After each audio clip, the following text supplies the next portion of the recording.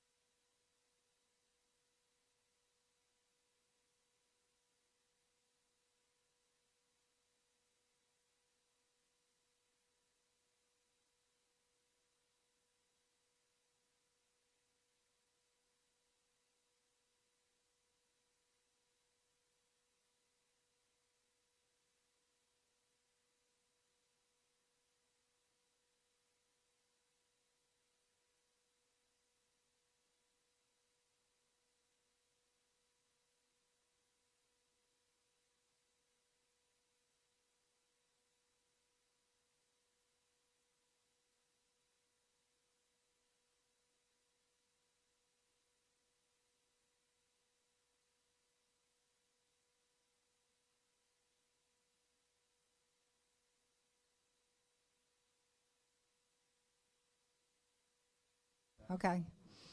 Do we have any public comments at this time?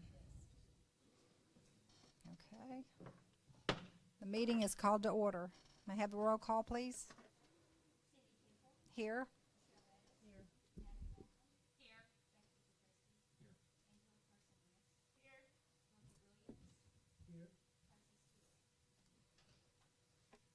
Okay. Madam Chair, I move that we go into executive session to discuss personnel matters. Second. Okay. It's been moved and properly second. All in agreement? Aye. Any opposed? Executive session. I'll let you.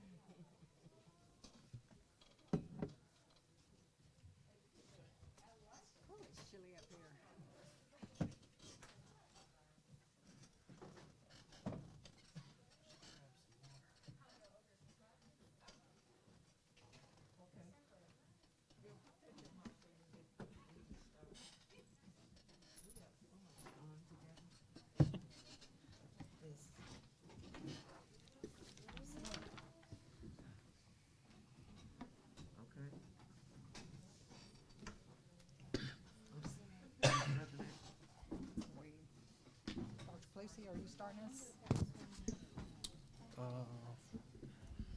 Do you have to call to open special meeting?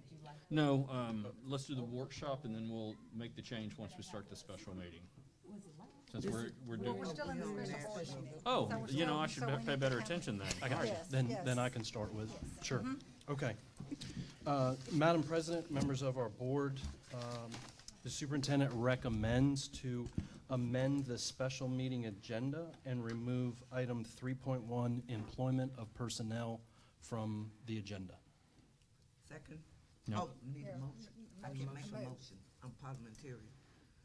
Go ahead, someone. Anybody can make a motion. Madam President, I so move that we remove the employment of personnel recommended by Dr. Pelosi. Second. Okay, it's been moved and properly seconded. All in favor? Aye. Anyone opposed? Motion carried. Thank you, members of our board. Action item 3.2, which is additional pay proposal of COVID, and I'm going to ask my colleague, Mr. Brown, to join me and to do a quick revision. While Mr. Brown is coming to the podium for our public as well as our board, we did receive feedback from ADE, and that is reflected in the revisions that are in red.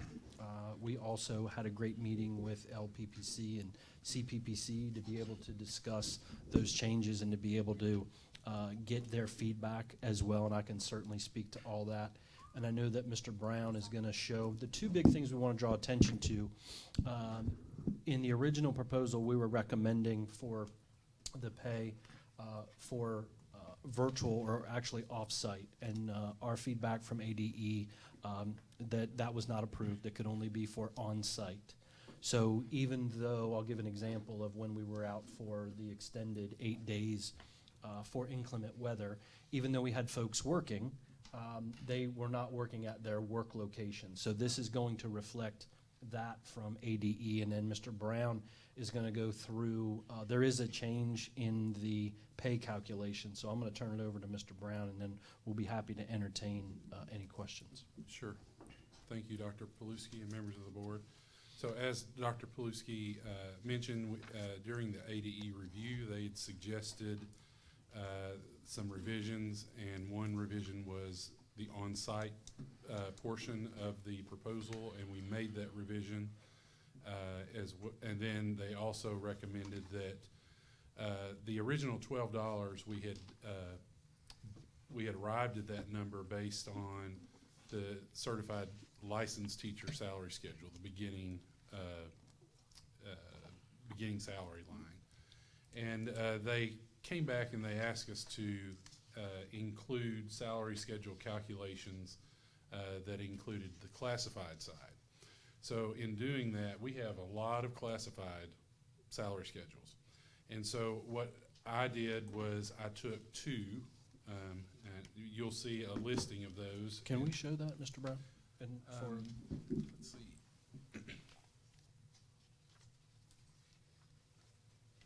it just might be helpful to explain to the public as well as our board to show the two columns of license and classified.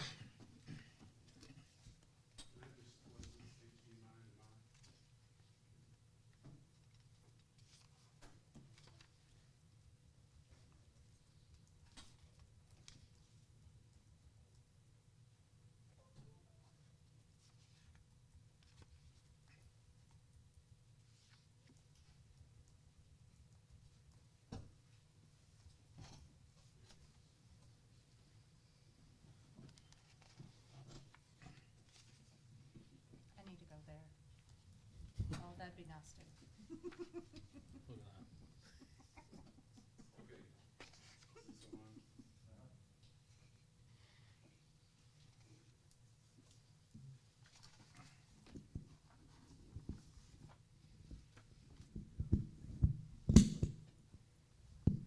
Thank you, sir.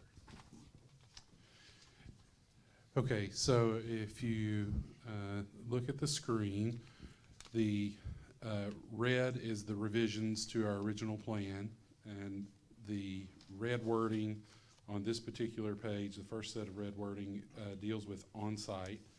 So we made the revision at ADE's request. They also asked us to clarify the different employee categories and how we were arriving that each class of employee would receive this pay. So we listed all of our employee categories, and we listed the additional duties that they have performed while working this past calendar year. They had asked for that addition, which we provided to them. You'll see that we've got teachers and aides, technology staff, maintenance, custodial, transportation, child nutrition, finance, HR, special services, secretaries, safety, security, administration, and other coordinators, supervisors. So we have all of that, and we added that at ADE's request. And then it comes down to the calculation. We originally proposed $12 per day. We're now at $15.27 per day. ADE asked that we show the calculation, be able to defend that from both the license side and the classified side. And as I mentioned, we do have quite a few salary schedules, so we'll just look at Exhibit A in the proposal. So the yellow portion is licensed. Now we have two license schedules. We have the main teacher salary schedule, and we have the speech and psych schedules. Those are considered licensed, so this is, I just selected the median on each of the salary schedules, divided it by the number of days of their contract, and got their daily rate of pay, and then divided that by the 7.75 hours that's in our policy that defines their contract day. So we got an hourly rate for each of the salary schedules, and then I just averaged that. That's the bottom line in the yellow. So that's the license average. We did the same for the classified side. However, there are more salary schedules for classified that are included in this proposal. So what I did was took 2 lanes from each category of salary schedules. So there's 2 from child nutrition, 2 from finance, 2 from custodial, 2 from maintenance, 2 from nursing. The non-licensed professional is in there, 2 from IT, computer service, security, and 2 from transportation. So again, I went through that same calculation, backed out to an hourly wage for each of the salary schedules for the positions that are noted there. And then the last line in blue, 2486, is the average hourly wage for classified. So then I took the 2486 and then the 3624 for license and averaged those together. Now the math teacher in me does not like averages of averages, but this was a plan, this was a process that had been vetted by other schools through ADE. So after talking to them, I formulated my plan in that same way. And this green area here, the 3055 is an average of the 2486 and the licensed. That comes down to an average hourly wage district-wide for $30.55. And then we divide it by 2 to get the half-hour wage. That comes into $15.27. And that's what we based this plan on. We submitted that to ADE with the documentation on that, and they approved that. So we're bringing that to you tonight for your approval, and I'll entertain any questions you have about that. Before we have discussion, Madam Chair, so that we can start discussion, I move that we approve the additional pay resolution. Second. Okay. All right, now I got questions. Yes. Okay, a couple. So it was really averages of medians, if you want to make that Yes. really complicated. Yes. But anyway, math nerd speaking here. That's right. So are teachers going to be compensated for school business days? So on days where they're performing a function, but it's a school business, I've had several people ask me this, or My- other off-site PD that they were required to take, things like that. ADE was very specific in that this plan had to include on-site Okay. only. So, If the PD was off-site, that would not be included in this. well, I have issues with that, but my bigger issue is I know that there are central office personnel and administrators that have days where they're performing their function off-site. Yes. And those days, I'm guessing, are not tracked, or are they tracked? They are to. We know when those people were either in their office or not in their office. We may not know it in e-finance, but there are methods. If you take a professional development day, or that is, we have forms where that has to be logged. And Right, but I mean, like, and there's administrators that have to do things off-site, right? And those things are probably not logged if they're gone for half a day. they're or a not day. logged in our finance system, no. Okay. Well, I'm worried about consistency and application of this. I get that you felt you needed to add the verbiage for the purposes of not getting hit by the AD later, and I get that. But I hope that we make an effort to be consistent and not penalize teachers that, in good faith, because I know I work with people that don't necessarily always say when they're doing something, and they just let it swing. They just swing it. So I just want to make sure that it's applied equally across the board, and that all the employees are treated equally. I want to make every effort to do that. I'll revise my answer to the question you asked.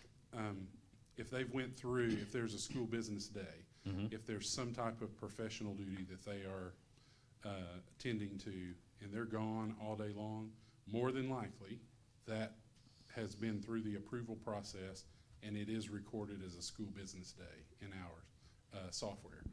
If they have a meeting that's a 2-hour meeting where they come to work, they leave and go to that meeting and come back, that may not be logged in our system, but that would not disqualify them. Well, and I hope that teachers and other staff's bosses have that Sure. leniency with them when they have a 1-hour thing, that maybe they Sure. gave them that break too. Yeah. So I'm going to ask for consistency as best as we can. I do have concerns and issues. I mean, those were brought up last time, but that's not going to keep me from not giving folks this much needed compensation. Right. So thank you. Yes, sir. And I just want to add that, and you bring up a good point, and we'll check with Ms. Ratliff, who is our professional development. So if they've got to get professional development hours towards their license, that has to be tracked. Okay. So we'll be able to track that if they've gone off-site. So for example, we've got folks that are doing RISE training this week that are doing it on-site here. So some choose, so we'll double check that. Okay, I'm just looking for equity for folks, and that's all I'm aiming for. Yes. And just for clarity, when you say off-site, you mean not in a North Florida School District building, or off-site from the campus where they work? I would Like define some of the off-site. PDs may be, I would may work at Lynch, I was gonna say Lynch Drive, I'm trying to go back in time. I may work at Ridge Road, but my meeting is at 7th Street. we still consider them at work. That would be my interpretation. So any Off-site means PDs not in the that district. were done, but they were done here, then it's okay. But if it's at the Department of Education, that would be considered off-site. Right. Okay. And that is trackable. We have, what PDs we've conducted and the ones that are on site and who attended. We can track all that. We do have that. So, Brian, I'm gonna pick on you for a moment. Okay. What happens if, I don't want you to get a bonus? I don't want you to get this extra pay. I feel like you didn't put your life at risk being in front of students. And I feel like maybe central office or the directors or, say, administrators, the coordinators. What happens if I don't want you to get this? Then what? I would ask a clarifying question. Are you asking that you're saying as a board member, we don't believe that you should get that? Is that your So question? as a board member, Okay. I don't want to give you this extra, Sure. I'll pick on you for a second because you opened your mouth. So I don't want you to receive this extra pay. So, I mean, we can amend it, right? Where we can Sure, remove. if it is the will of the board, if you want to choose to say this employee group that's listed there, you don't believe they should get that, that is your will of the board. I will say that we have shared that with ADE and they've approved that, but that is your will as a group of board members. If you choose to vote on that and amend it, that you want to exclude a group of employees, that is certainly your right as Mhm. Board of Education members. So I'm thinking, going along with that train of thought, that the finance department, HR department, and my communications coordinator, or what about even my secondary director or my elementary director? I'm gonna pick on them since they're in the room. Mhm. So what happens if we remove them because they were on Zoom, or they didn't walk the halls, or they didn't come into the school district or the schools? So, So, and I think as our rationale says, and correct me if I'm wrong, Mr. Brown, but, you know, as central office exists to support schools, that the rationale behind the administrators, even though they may have been on Zoom, they would have been at a work location. They would have had to have been here. So even when we were all working on Snowmageddon days, those days don't count. don't fall into this. Correct. It would be if they were working here as site administrators, supporting those teachers, those school buildings, and that was our rationale for justifying why central office administrators took on some additional duties as well. So central office sent out, one individual sent out 20 to 40 emails one day. I just don't know if the justification is here for additional pay for COVID. It's kind of where I'm at right now. And we've had quite a few concerns come out and about from central office in the last 3 weeks, we'll say, is the timeline. So our teachers have put their life on the line. Our campus supervisors, our cafeteria people, our cleaning crew. So what makes, we're talking about justification, and we're talking about discrepancy, and we're talking about merit of averages. So what sets central office, I'm going to use it as a cluster, apart from those that are in the classrooms every day, wiping noses, wiping down a desk, taking out trash? What sets them apart? Well, I you know, just my kind of rationale off the top of my head would be these aren't 9 to 5 jobs. I expect them to be at the will of the superintendent. I've talked to many of them at 10 o'clock at night, at 9 o'clock at night, depending on what we were doing. You know, I think the work that they were doing to support schools, or, you know, when a principal calls at 8 o'clock at night, how do I handle this or that and so forth, that's their job, is to be able to respond to that. So that would be some of the rationale. And I guess let me ask this to you also to make sure that I'm understanding what you're saying. For example, if a teacher has to reach out to somebody for like IT work and they have to go to that particular campus to help with some of their computers or what have you, is that, I mean, are you know, being that they're going from central office to on-site, is that what you're kind of saying, or am I missing? Yeah, IT, if they went to on-site, then yes. And I wouldn't exclude IT from this. But I'm thinking in my mindset, where I'm at right now, is Okay. removing finance, removing human resources, removing coordinators and administrators. Because they're in central office building and not with students. So, Yep. and let me just jump in. So Yep. as that's written, that means all school principals, assistant principals, all school-based administrators as well. Nope. Administrators, I'm just saying, as this is written, Yep. that's, I believe, Mr. Brown, and correct me if I'm wrong, and I know that as we've spoken with our colleagues in other jurisdictions, as they've gotten theirs approval as well, some similar language. But if you wanted to differentiate that, you certainly had the right to do it. Mr. Brown, Madam Chair, may I speak, please? First, I heard what Ms. Walkham had to say, but I also know, all of you all know, central office had COVID also. And how did it get here? We don't know. But they were quarantined, so I don't see the difference. Whomever was in the trenches, if they were in this building and got it, they deserve it. And as I said last week, we cannot hold people accountable for COVID but we as a district need to do what we need to do that's fair and equitable. And because we have policies, you can't say who had COVID. But as a board member, I know for a fact in this central office, several were in contact, some of our administrators. So therefore, I believe in equity. Education is equity, and that's educating everybody. What's good for one is good for all. So if you give it to some teachers, administrators, those folks sitting out there, he had to be in the maintenance department, she had to be in the custodial department, she had to be in special service department, the other administrator, Dr. White was in this building, and he's in the annex. So you really and truly can't say what they did get or what they did have. So my thing, Ms. Walker, I'm just speaking of equity. If one gets it, we give it to all, being fair.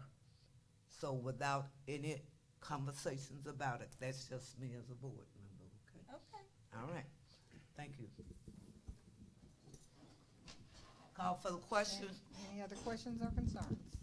She just called for the question, so we need to vote. Okay, all right. And I guess I would just like to add one more final comment, because you brought up a really good point.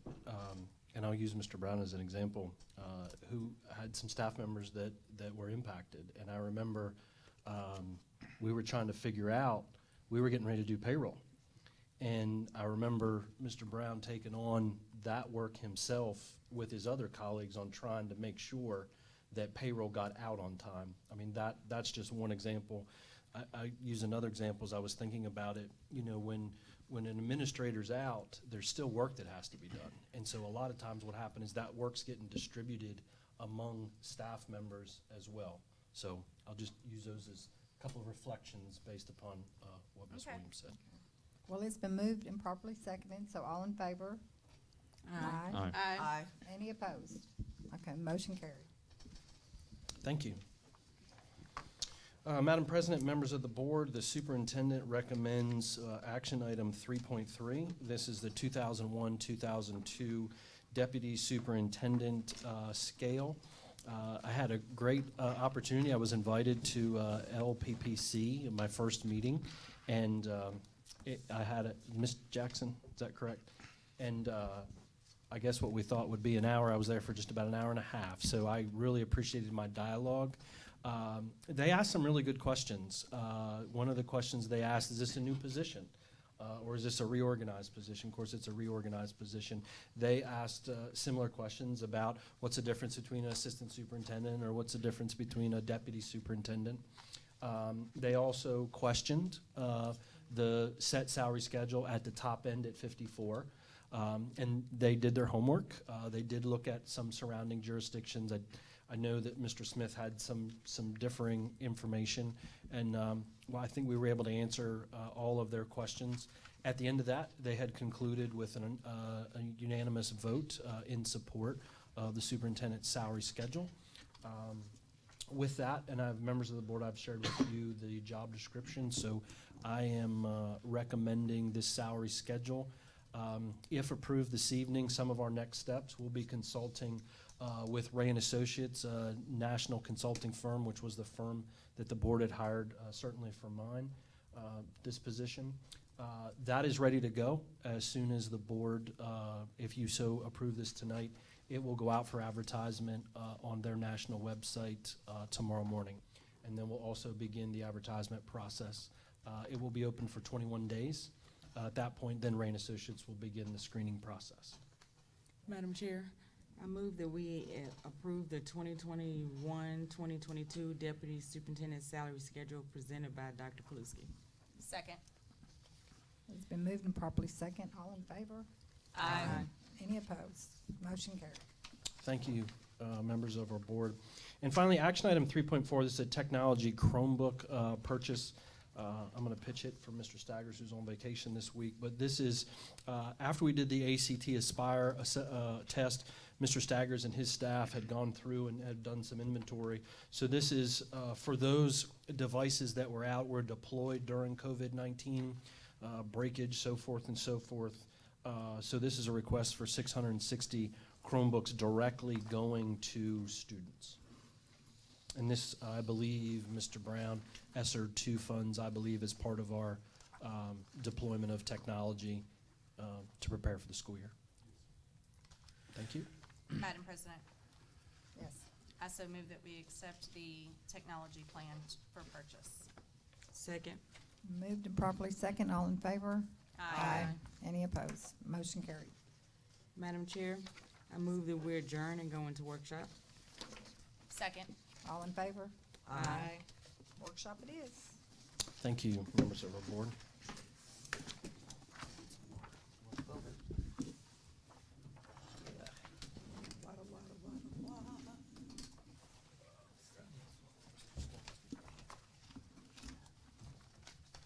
She gave us the,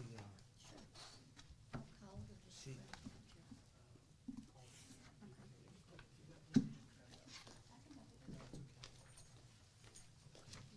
Anybody else need water? first, Thank you. I forgot, what I do? Okay. Ms. Warren, do you have an extra sheet A sheet? Which one? for the workshop? Sure. I have it in my paper. Did you get it? I got it. She found it. Thank you.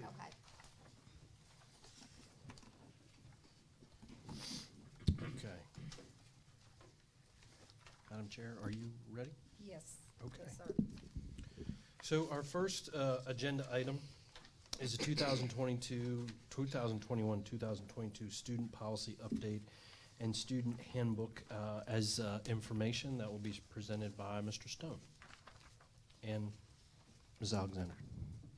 Oh, she support a colleague. I got you. You're the clicker. Student policy. Good evening, Madam President, board members, Dr. Paluski. Tonight, I want to go over a couple of things with you. It's the handbook changes and the update on our policies, and I'm going to use the winter policies. And thank you, Ms. Alexander, for switching that for me.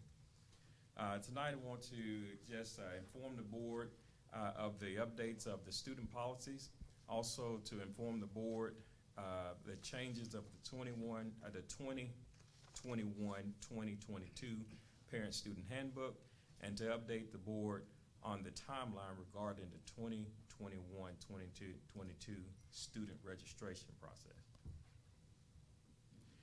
Again, just a quick outline. It's just the updates for the student policies, handbook changes, and again, the registration information. If you will click that for me. I want to start with, I gave you a summary page just for you to, I call it quick notes, so you can glance through very quickly on what you're getting ready to see. And I want to go through the notes quickly for you. The following are ASBA policies from the 2021 winter session. Items that are underlined and or in red text are additions to the policy, and items that has a strike through are being removed from the policy. So the first one, we're going to talk about 6 items on this slide.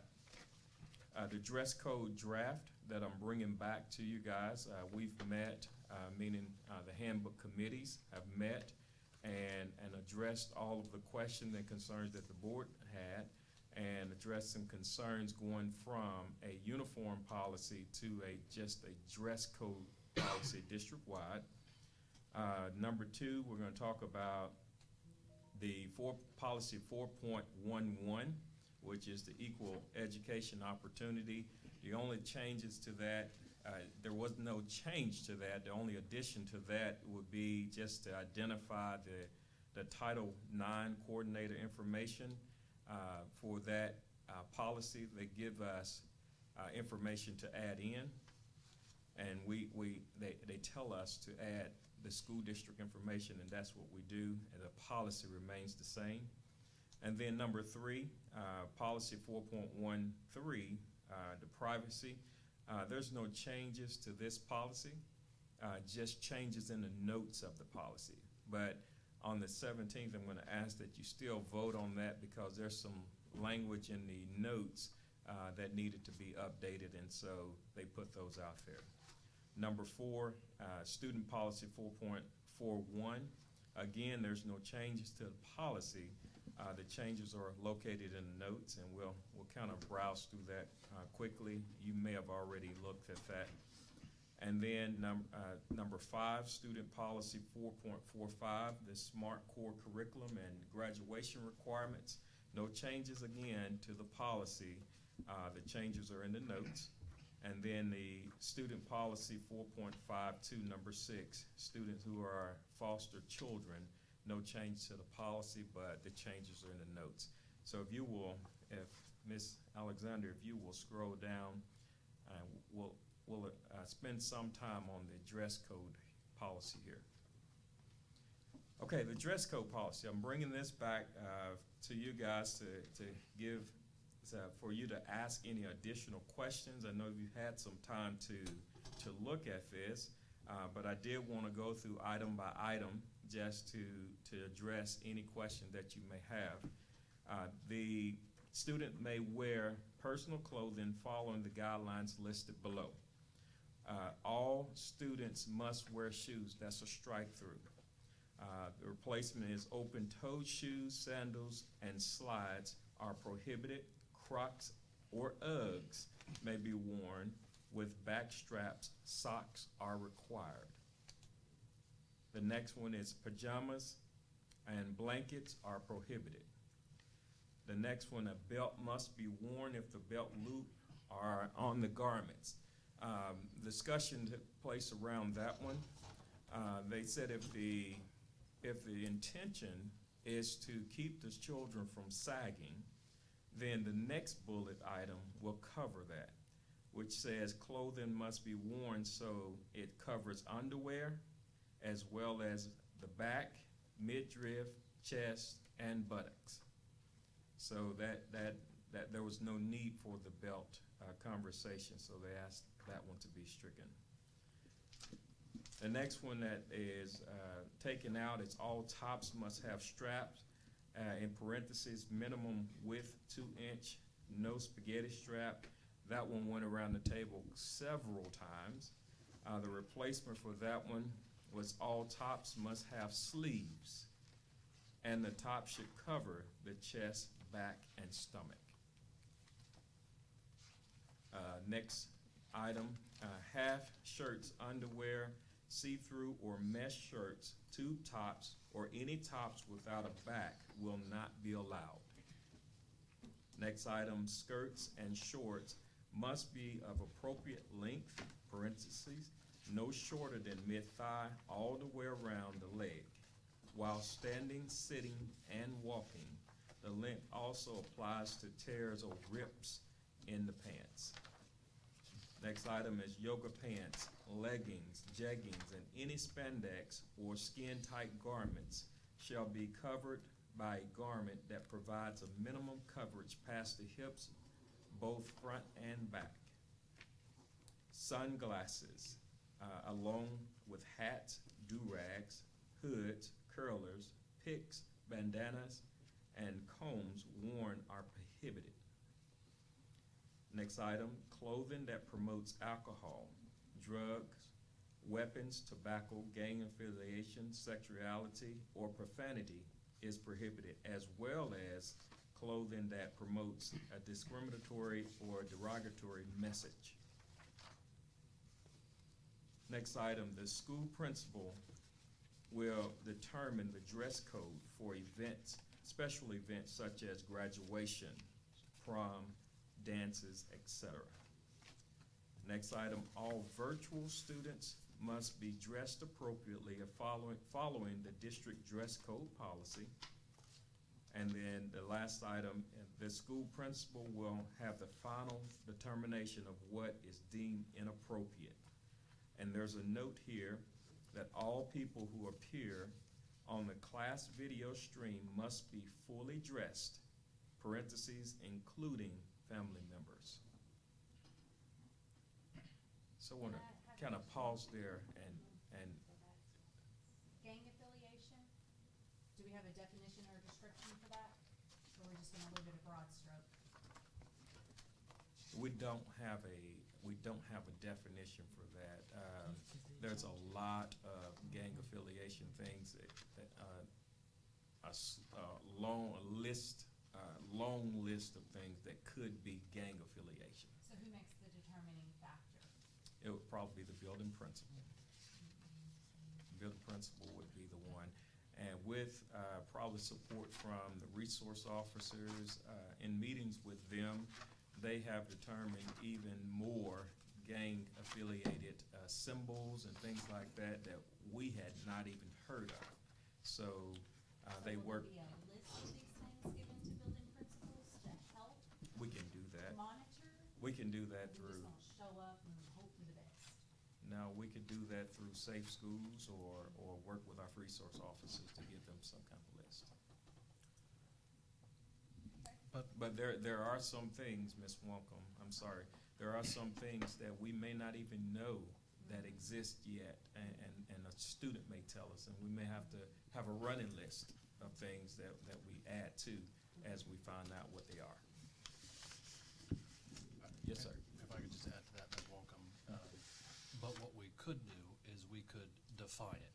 We could define what gang, you mentioned symbols, you mentioned, I mean, there's things that would define it a little more, that I think we could do.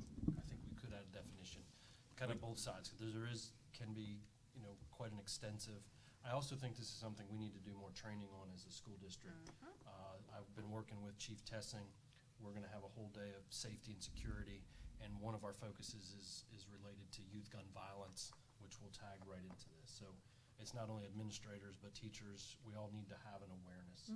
But I think what we could do, Ms. Wonkum, is a good start is having a definition that does start us in the right direction. Okay, that, not a problem. I've got a question. Yes, sir. Where are we on, trying to say this the right way, political statements that I might not consider derogatory or discriminatory, that others might interpret it that way? Examples: pride, LGBTQ support, and I probably left some letters out, so my daughter will get on to me later. BLM, Blue Lives Matter, those such types of things, which I don't view as negative or discriminatory. Where are we there if students are wearing political type messaging on their clothing? Okay, freedom of expression in schools is covered by law.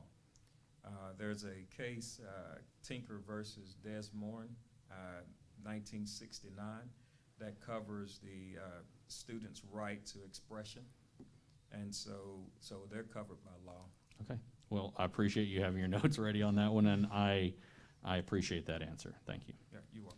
Let me, if I could just add to Yes, sir. that, the Tinker versus Des Moines case, the big thing there, I think, Mr. Zakreski, is allowing students to have rights for expression.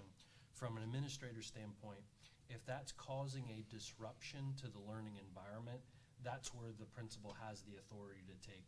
So for an example, if that was insinuating a fight and it was causing a disruption to the learning environment, the principal does have,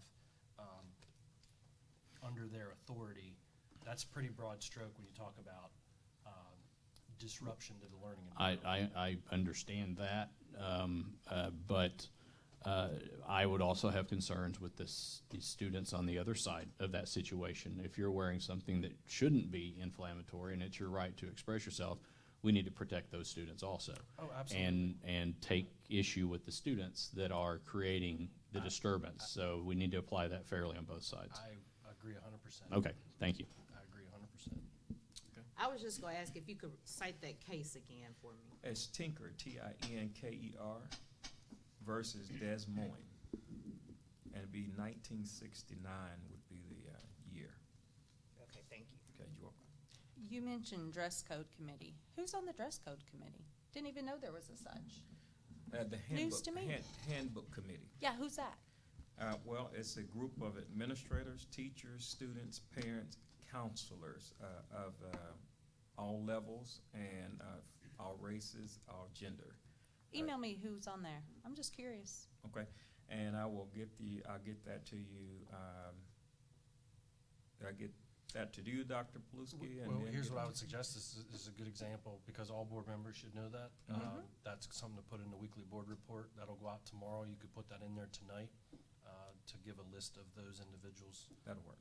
I I know can it's do late, that. but it's tomorrow. You know, we usually send it out by noon, but I think if you list all those for the board members, they'll appreciate that. I can do that, yes, sir, Didn't even know that existed. That's awesome. yes. Okay, and just because I'm Just- curious. Just to give you, more information, I could also attach, the regs from the Department of Ed Okay. that shows who's supposed to be on that and give them a little bit more information as well. Cool. Okay. And I think, Mr. Stone, correct me if I'm wrong, but when we started having this conversation around uniforms, did that group get together back in March? Yes, That's what I thought. Okay. yes. Thank you. Yes, I've been holding meetings for quite a while now. And I guess it'd be a good point, a good start, a good point to kind of insert how that happens. What we do is we go through and we ask those to be on the committee. And if I don't have the right amount, then I go ahead and ask someone else. So it's determined, and I make sure I have administrators from both levels, secondary and elementary, also counselors from secondary and elementary.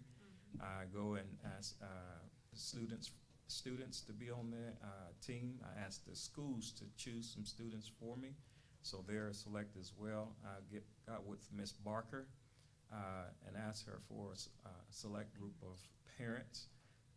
And she provided that for me, so we had meetings with parents. And what we do, in the past, we have been putting everybody together.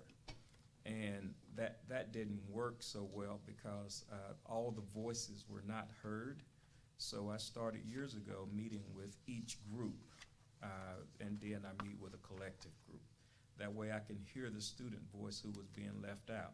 And so that way they're more verbal when there's not adults overshadowing their voices. So that's kind of how we do that, and to give everybody equal opportunity to give input to the process.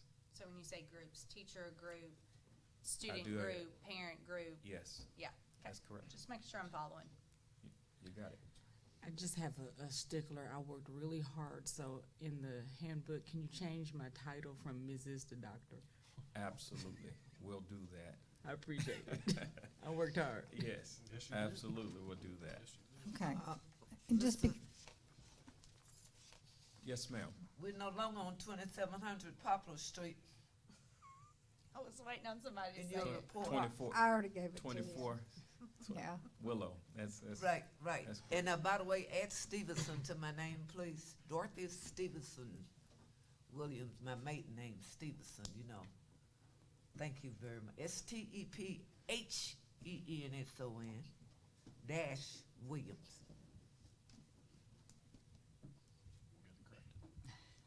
Let me add that to my list too. Stevenson Williams dash Williams. Williams. All right, Thank you. how do you spell Stevenson again? Make sure I get- STEPHENSON, stepsons. I got it. Thank you, ma'am. All right. Well, now me and Miss Person West won't have the longest names on the board anymore, so I'm a little disappointed. Got you. Okay. okay, and just because I'm a fan of sandals, why are sandals, what was the group's consensus on no sandals? Just It curious. leaves room for open toes. Open toes and, Stepping on toes? yes. Well, not stepping on toes, but stomping toes and things Dropping like stuff that. on toes. Right. And the kids educated me on, I had no idea what Uggs were. And the kids gave me that one. So I learned something from some Alright. new shoes. Thank you. Okay. The next, 4.42, the student handbook, the dress code is located in the handbook, so I'm just referencing student handbook, and that policy just talks about how the latest language that you guys approve is the language that we go with. So if the parent has any kind of issue with anything that's out, we go with what your latest vote. And we're adding this language to the handbook, so therefore that would be the latest language for the policy.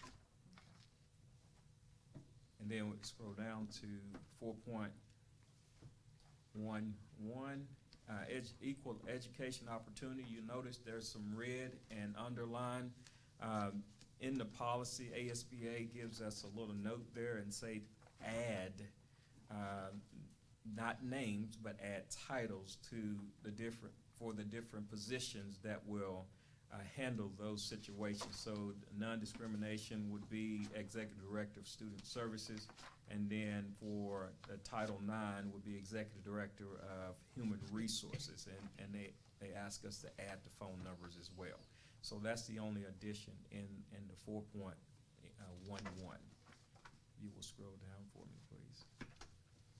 4.13. This privacy of student records, the only thing that was added, if you can scroll more where you see the red, they leave a blank there for us to add our district. So each district, if it was Pulaski County, they would add Pulaski County there. So we just had to add North Little Rock there. You keep scrolling. You will notice right there in the notes, okay, right there in the notes, there's a red and there's a strike through. That's what I was referring to when I said that changes were in the notes and the addition were in the notes. So the notes are important to be voted on as well, because ADE or DESE or ASBA and their lawyers want to make sure the latest wording is appropriately voted on.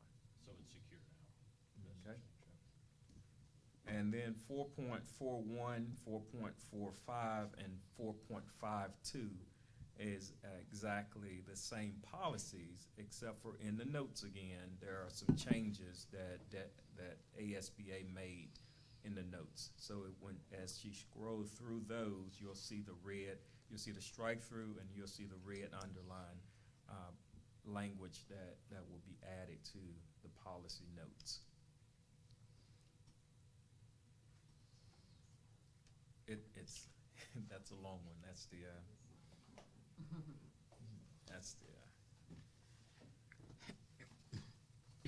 okay. You could click out of that one. Go back to the PowerPoint there. It's the one in the up top. Next one over right there. Okay. Now next slide.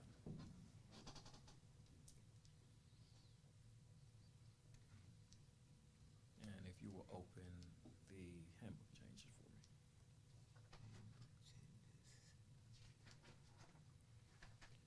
Okay, again, I wanted to add some quick notes here, just to review anything that's red and underlined will be additions, and anything that has a strike through is what we're removing from the handbook.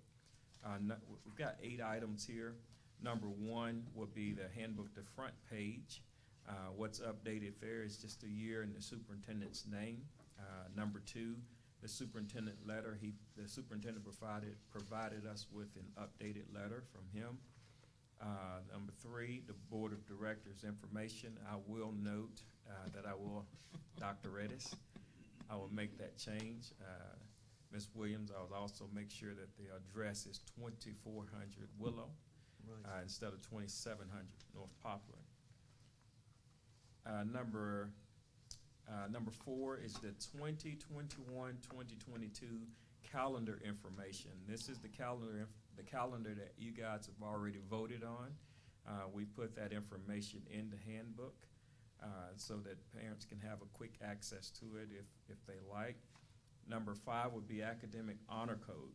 The counselors work with several individuals and systems to provide an honor code that will teach and help our students to be honorable when completing and submitting academic assignments. They felt like they needed to go ahead and start teaching the kids that honesty now, because that carries over into our colleges and different things as well. Number 6 will be the school uniform dress code that we just discussed. That will be a change.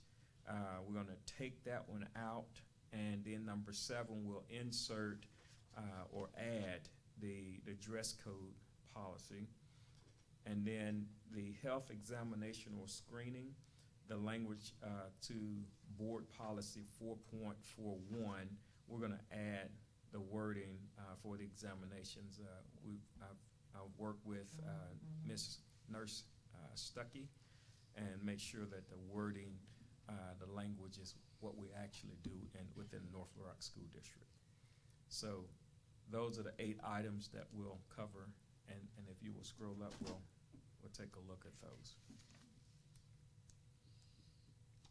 The front page is there. You'll see again the 2021-2022 school year and Dr. Gregory Paluski, superintendent. Scroll forward. His provided letter to us. Scroll forward. Again, I will change, Dr. Reddish, that will be a change there. And the 2700 will go to 2400 North Poplar before you guys vote on this on the 17th. That will be changed. Next will be the calendar that you guys have already voted on. The information was put into the handbook. Mr. Stone, there was a mistake on my email. There's a W at the end of it. I mean, you can add any letter and nobody will notice it, but there is one extra letter on the address, just FYI. Take the W out. Yeah, I think it said Zakreski JTW, so probably just a typo. I There see you it. go. I see it on mine. Okay.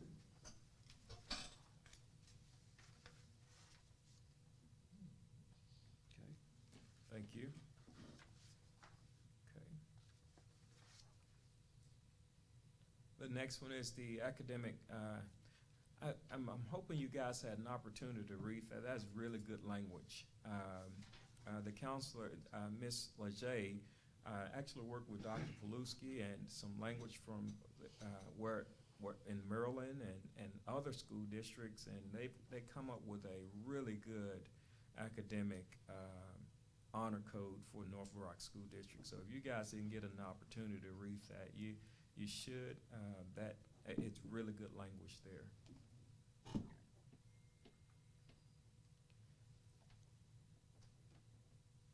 And then you will see the school uniform dress code. That entire section will be stricken from the book because that's the uniform for K through 8th grade. It's going to be removed. And the next item that's in red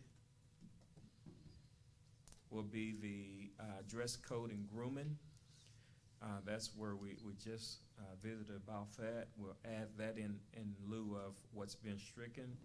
And then there's the health examination or screening board policy 4.41 that will be, the language be added. We already had that in there, but the language, it sounds better in the policy that they've updated. So we're adding that language.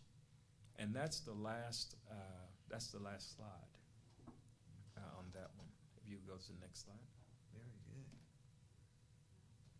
Madam Chair, Mr. Stone, that was an excellent report. Appreciate it.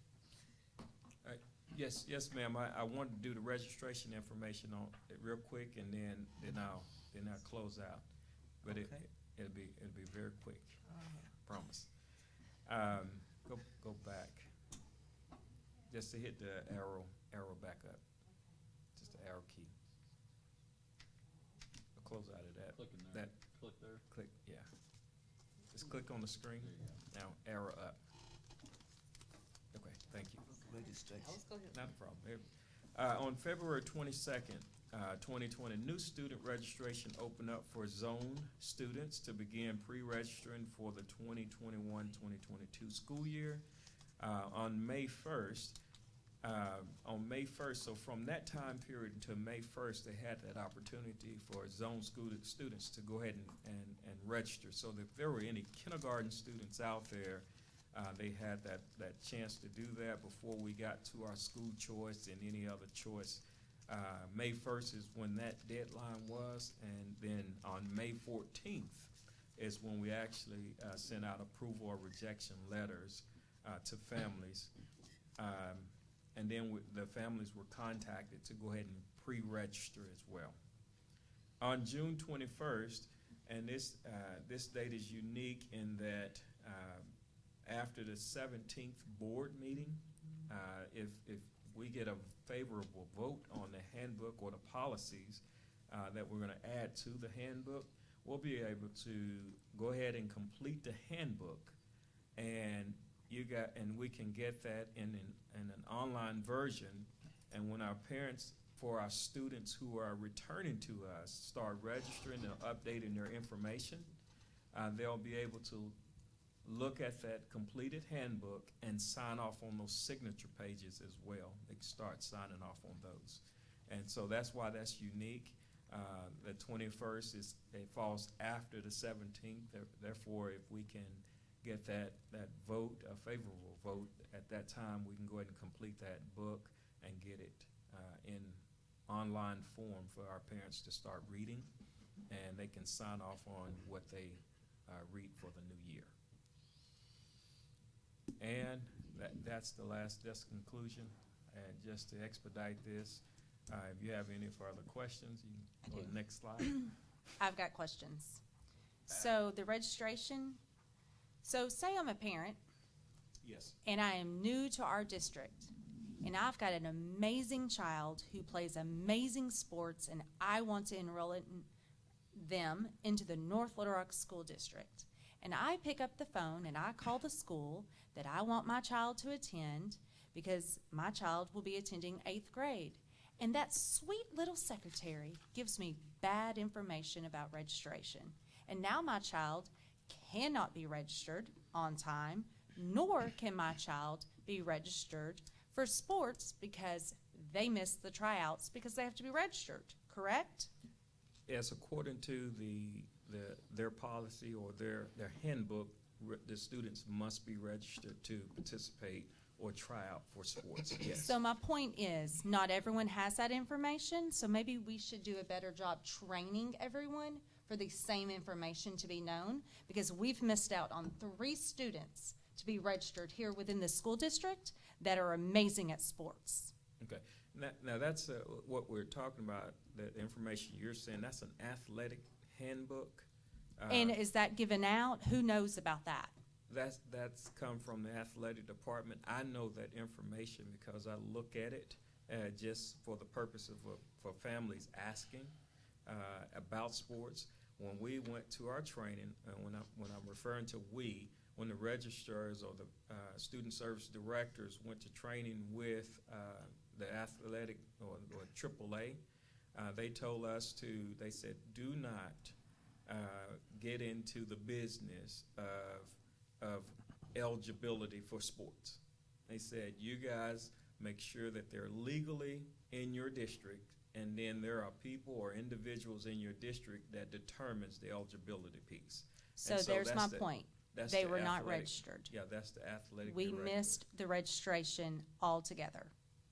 So therefore, we missed out on 3 students. Okay, so were they registering for current year? Yep. Or were they registering for the new year? At this point, for my argument's sake, it needs to have proper training across the district that we all need to be on the same page. And this book of the AAA that you speak of, where's that found at? Is it on our website? That's not my department. I don't have that in my department. I would agree if it's not on there on our, where parents go, and I'm certainly learning this, because as I've learned and asked the question when I got here, so if I come in the summer and I'm going to, what Indian Hills Elementary School, Mhm. I learned that our schools are closed in the summer. Mm-hmm. Scratching my head. Mm-hmm. So I think we've got to work better on customer service. Mm-hmm. And ensuring that if it's an athletic, parents choosing to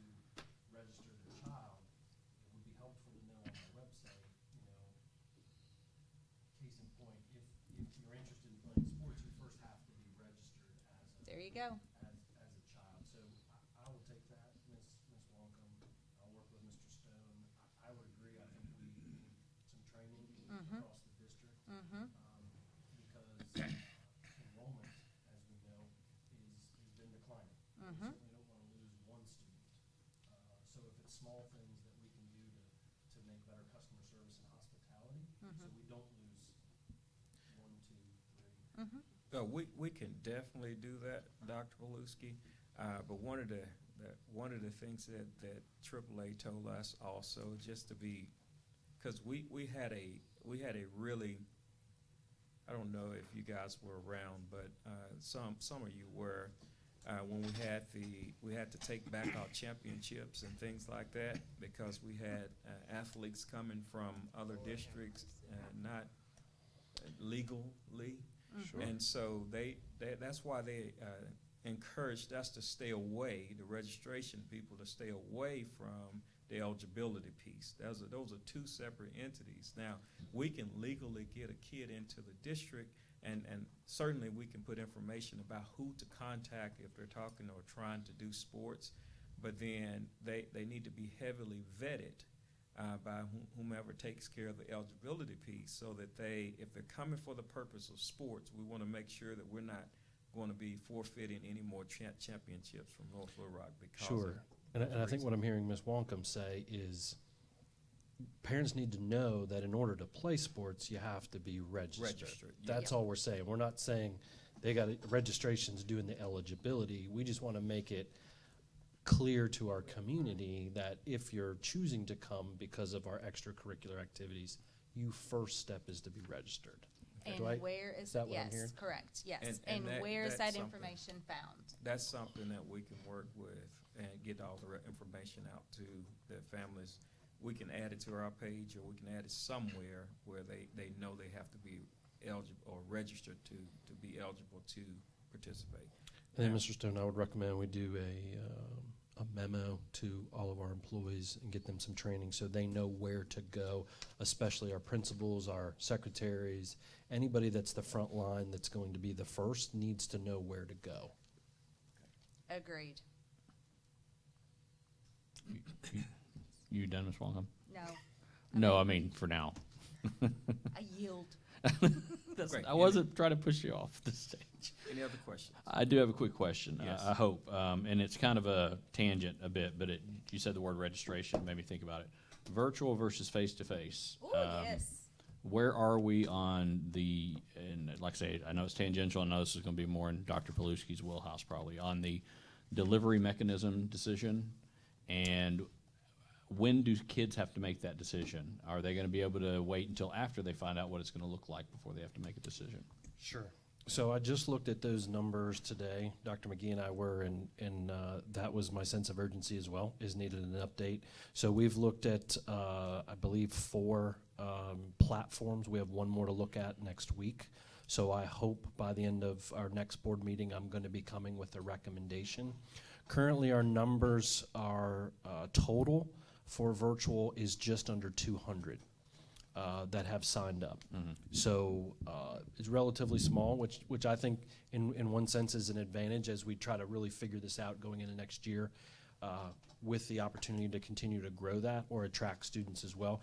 But we know the clock's ticking. We know we've got to make a decision on that so we can inform parents, parent nights, so they know what the schedule is, what the curriculum's going Right. to be, what's the expectation. To follow up on that, I think my guess is, and I know some people that have come to me asking the question, I think that number's probably going to go up once people know what it looks like, because they're afraid to sign up for anything when they really don't know. But it sounds like you said, it sounds like we're going to go with outside delivery. Have you made that decision? I haven't made that decision yet, Okay. but as I mentioned, I would be leaning in that direction.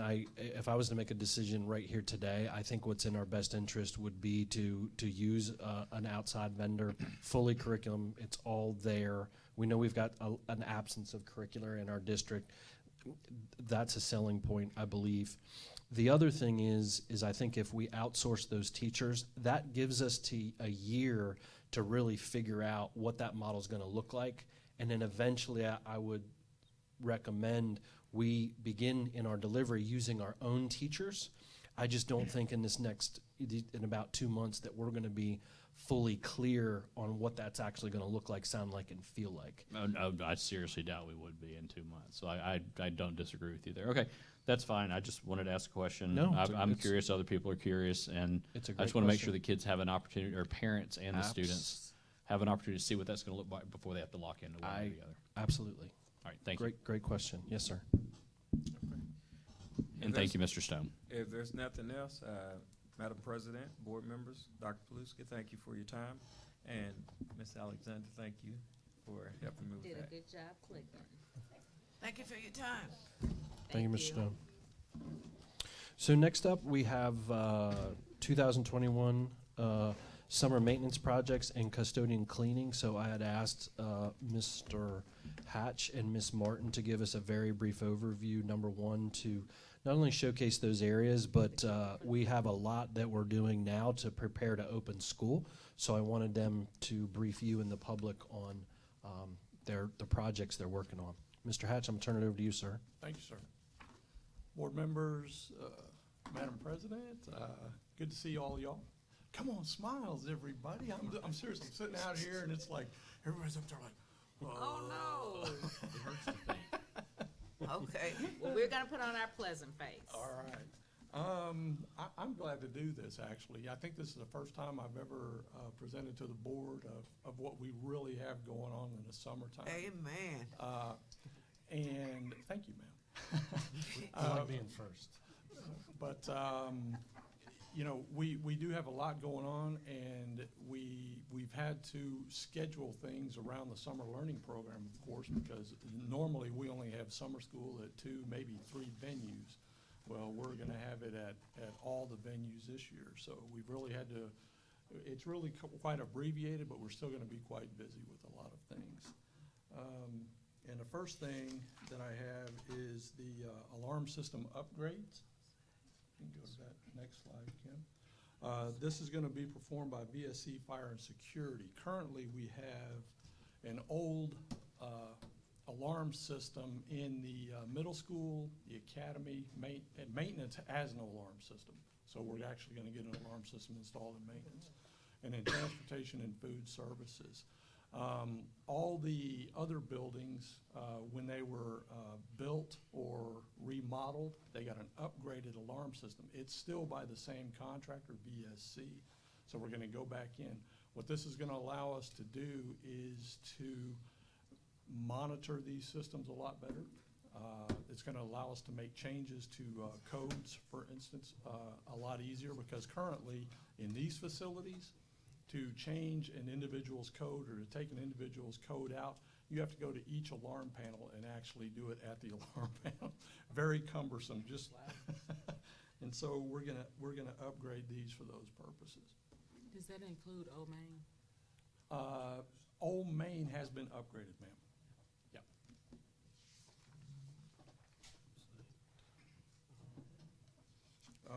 Insulate wall cavities. We learned this the hard way. During the snowstorm in February, we have walls at what I call the cookie cutter schools, Amboy, Boone Park, Glenview, Lakewood, and Meadow Park. And those are outside walls that have water pipes running in them. And currently, the only insulation in those walls is that metal wall panel. Yes, sir. I see the look on your face, Mr. Zakreski.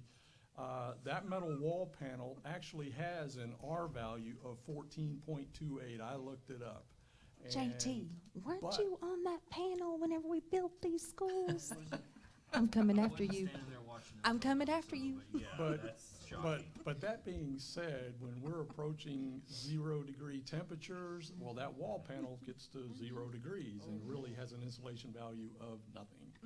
So the picture in the bottom left corner is actually one of those cavities opened up at Glenview Elementary. And you can see the piping off to the left bottom of that picture, and that's where we had one rupture. We had 2 ruptures at Glenview, one at the art room and one at the end pre-K classroom. We had another rupture at Meadow Park at the end pre-K classroom. So we have actually 9 repairs to be made. All the art classrooms at those schools and all the pre-K classrooms at those schools. Lakewood doesn't have that pre-K classroom, so. You have not seen the quotes for the repairs yet, as CBM Construction has just given me those quotes to present to you on the next board meeting. And the reason why they waited so late is because of commodity pricing. Construction companies are really having to be careful with giving me quotes, way far in advance like they have in the past. Usually a quote would be good for 180 days, say. And now commodity prices change daily. So that's why we're waiting this long to get the quotes for those. So will you have any idea what material will be used, how much the R values are going to increase once you do that? I told them to fill that cavity with, that cavity is about 2 feet deep. Uh-huh. That's a lot of volume there. Yes. Yep. And for that art room, that cavity is about 30 feet long. So are we thinking foam insulation? No, ma'am, we're gonna put bad insulation in. Fiberglass. Oh, foam insulation, ugh. No, they're gonna take that whole sheetrock off of, above that counter in the art room, they're gonna take it off. They're gonna put the bad insulation in and finish it back up. Okay. Okay. It'll be plenty to keep it from ever freezing again. And if I'm not mistaken, I can't recall, but I think we had one of these schools had a ruptured pipe during the cold snap that we had a couple of 3 Decembers ago, where we had a real cold snap over the holidays during December. About 2018, 2019 was the cold snap in December. I can't recall. Not So talking about Old Main and No, I'm not talking about Old Not Main. I'm talking talking about one of these the actual schools. schools. Are the roofs, are the ceilings better, or do they have the same type of, a lack of insulation? I guess what I'm asking is, are we going to see substantial, efficiencies on electricity and heat and cooling and all that? I mean, obviously we will through the walls, but do you know what the ceilings look like? Are they? The ceilings are insulated with, at the roof panels only. Okay. You have the decking, you have the insulation, the Okay. ceilings, and then the membrane for the ceiling. It ought to make it easier to heat and cool them, though, after we do this. All right. Madam Chair, I know when the buildings were built, but it's not their fault since there was no insulation or anything. Like I know Baldwin and Shells built Glenview, okay? And no insurance covered any of this for us. The Talking about the damages. flooding and the freeze piping or frozen pipes. Right. Mr. Brown, can you speak to that as far as what the insurance would cover on this? I'll just let you know, the repairs at each facility are gonna cost around $13,000. So, Insurance coverage, that's what I was asking. There will not be insurance coverage on the repair, on adding the installation in there. That's something that we'll have to pick up. Well, the reason I was asking, he said he was gonna bring us in some quotes, for the prepare work, the work that has been done. But I'm asking, don't we have insurance on all of these buildings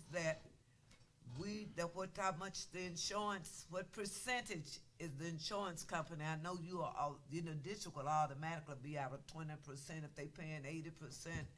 I'd like to know that. I think the quotes he's gonna bring you is the quote to add the insulation, to basically, add that insulation so it doesn't freeze again. That would not be, an event that is covered by insurance. Okay. So that's out of the district. the insurance would only cover the repair to the pipe. And of course, the repair to the pipe took my plumbers about 15 minutes to repair the pipe, so. So that wasn't part of the original construction to have outside walls insulated? That's kind of what I was wondering. Again, That made sense. normal insulation in a wall is R13 value. And those panels are an R14.28, like I commented earlier. And so for all intents and purposes, that sufficed. It meets code, is what you're saying? It meets code, yes, ma'am. Okay. But unfortunately, I think we've seen where we've had a cold snap in December a couple of years ago. We've had this February event that is unprecedented. I don't know about any of y'all, but I've never seen it in Arkansas before. Dr. Paluski brought the north weather to the south. I haven't seen this in February. I'd just come in with a whirlwind, you know, drop a foot of snow. Well, after this, I commented to Dr. Paluski, I said, you know, you brought, Yeah. you got COVID, you brought this snowmageddon here, I said, and we are prone to tornadoes. I was like, oh, Yep. God, no. Good Lord. Yep. Okay. All right, moving on, if there's no more questions. Fan walk stair repair. This is being done gratis by Baldwin and Shell. This is at the fan walk stairs on the home field side.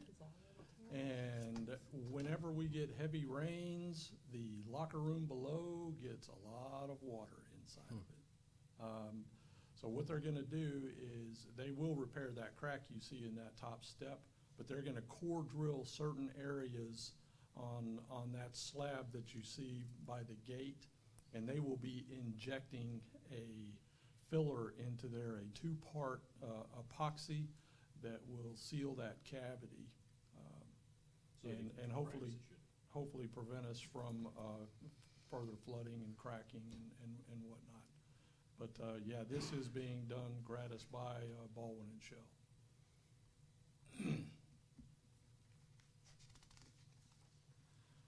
Install roof walk pads. This is actually in progress. The only thing they have left is to actually put the walkway from the access hatch, which is in the upper left corner of the roof there, over to the cooling towers that you can see down here on the right-hand side. They've already installed all of the walk pads around the cooling towers. A lot of maintenance occurs on these cooling towers. A lot of work goes on in that area, and walk pads were actually value engineered out of this project, and that's why they don't exist there. But we have got to get it done because we have significant amounts of leaks in that area down into the high school. Waterproofing. Roberts McNutt is going to be waterproofing certain areas of the brick facade of Ridge Road Elementary. We have been chasing leaks at Ridge Road Elementary ever since they finished with the remodel, and the whole thing got re-roofed.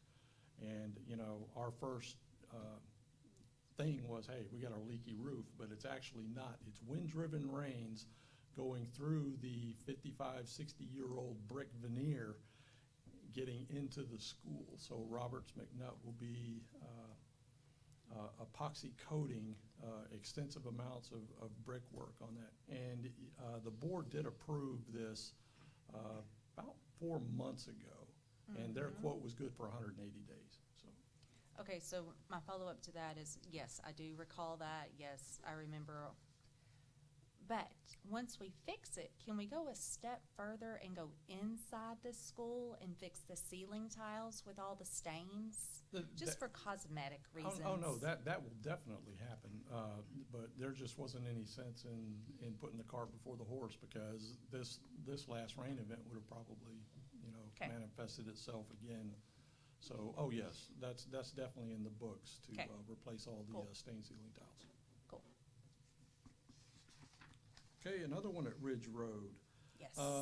Ridge Road is a unique school in that they don't have a cafetorium like most other schools. They have a very small cafeteria, and so they have a gymnasium auditorium complex, and a lot of their seating is these bleachers that were left behind. But as you can see by that one crack, we have a lot of those seats cracked. This has also been approved by the board to get those replaced. So that way, Mr. Howe and his team will have plenty of seating for students next time they have a need to use that auditorium. Outside vendor project again, boiler room piping. This is actually at the academy in the boiler room, and you can see the picture on the right.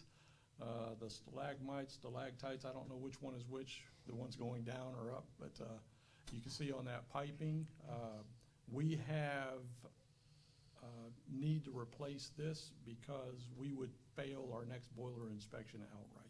And that boiler inspection could result in us having to shut all water off to the building. Just an aside, this repair has already been completed. It took them a day and a half to complete it. So we will be ready to have the academy up and running at the beginning of next week's summer program. As a matter of fact, it's already up and running, hot water to the building. So, some of the inspections that the maintenance department performs is on the backflow preventer. If you don't know what these do, it prevents gray water, which is dirty water, from backflowing into the city's water supply.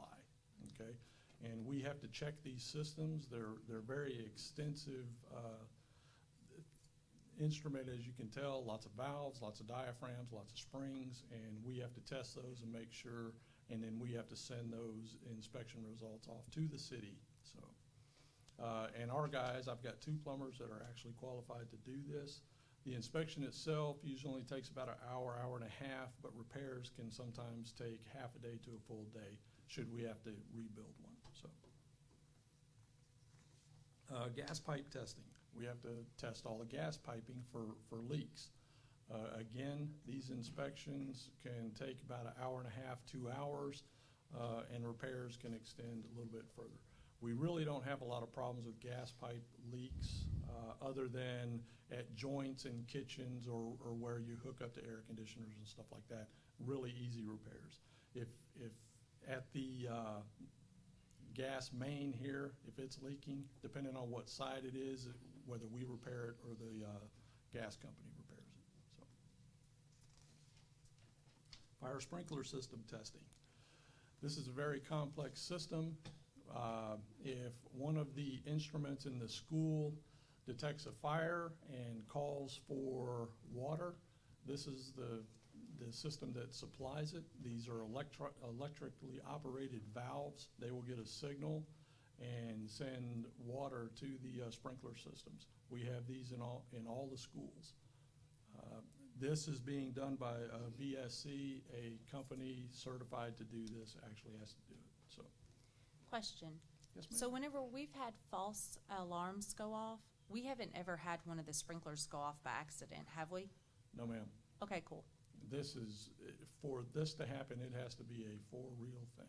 Okay. It won't go off just because somebody sets off a pull station. A faulty. Or something like that. Okay.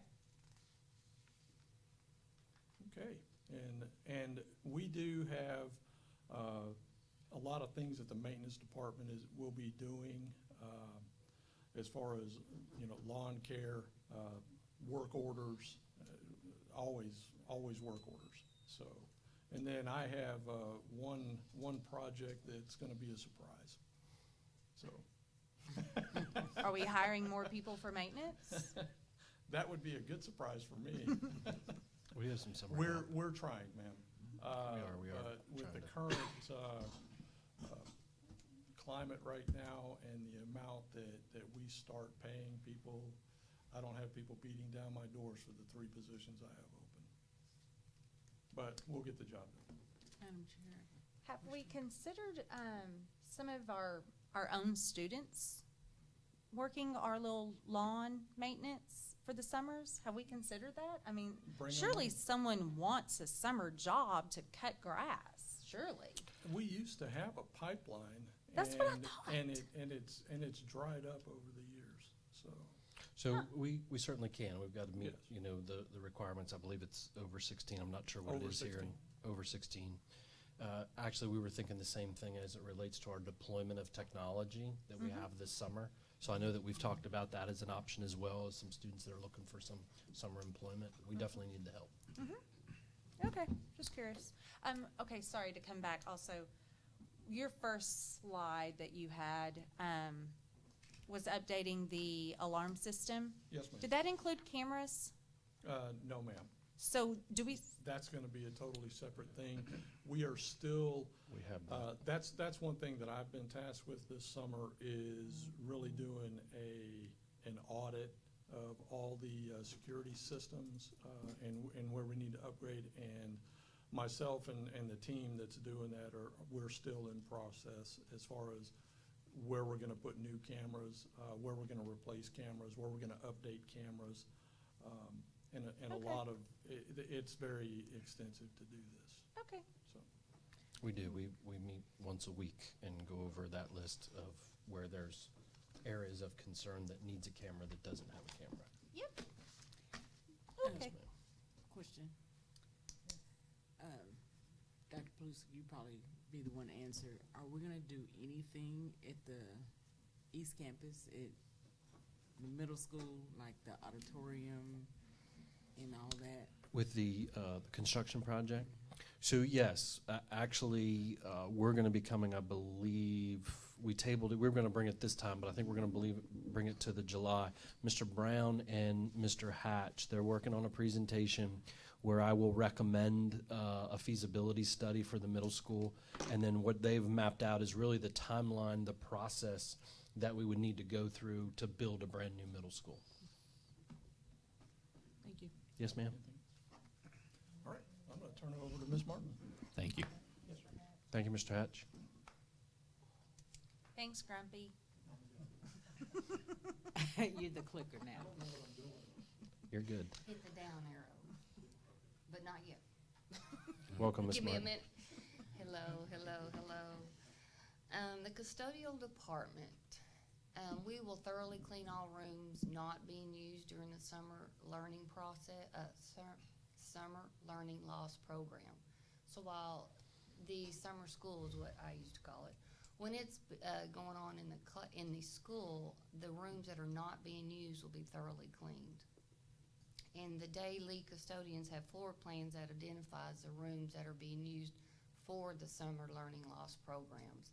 So those are the rooms that we'll have to clean thoroughly after the program is over. But each day, the staff also cleans the rooms that are being used for the learning loss program. So after the day is over for the students and staff, the custodians go in and clean it to get it ready for the next day. So they have to stop what they're doing, clean up what has been used, and then go back to the empty rooms, you can say. Can you define thoroughly? Is there a checklist? Yes. Does that include blinds and dust and windowsills and corners and cobwebs and light fixtures? We start from the top and work our way down. We start from the ceilings to get the tape and the extra strings that are hanging. We do walls. We do the corners, the floors. But that's all done after we clean the furniture and pull the furniture out of the classroom. So you have an empty slate. So all that's done, and then all the furniture is put back into the room. We will disinfect the chairs, clean them really well, stack them up, and put trash can liners over them. That's one way we do know that room has been completed.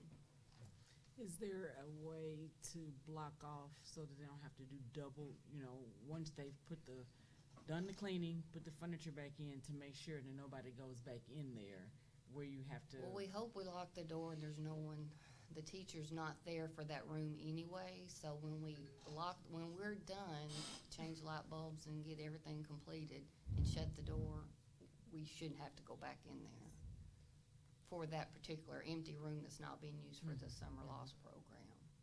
So do they have to turn in a checklist or anything, or do they During the have a summer? checklist, or?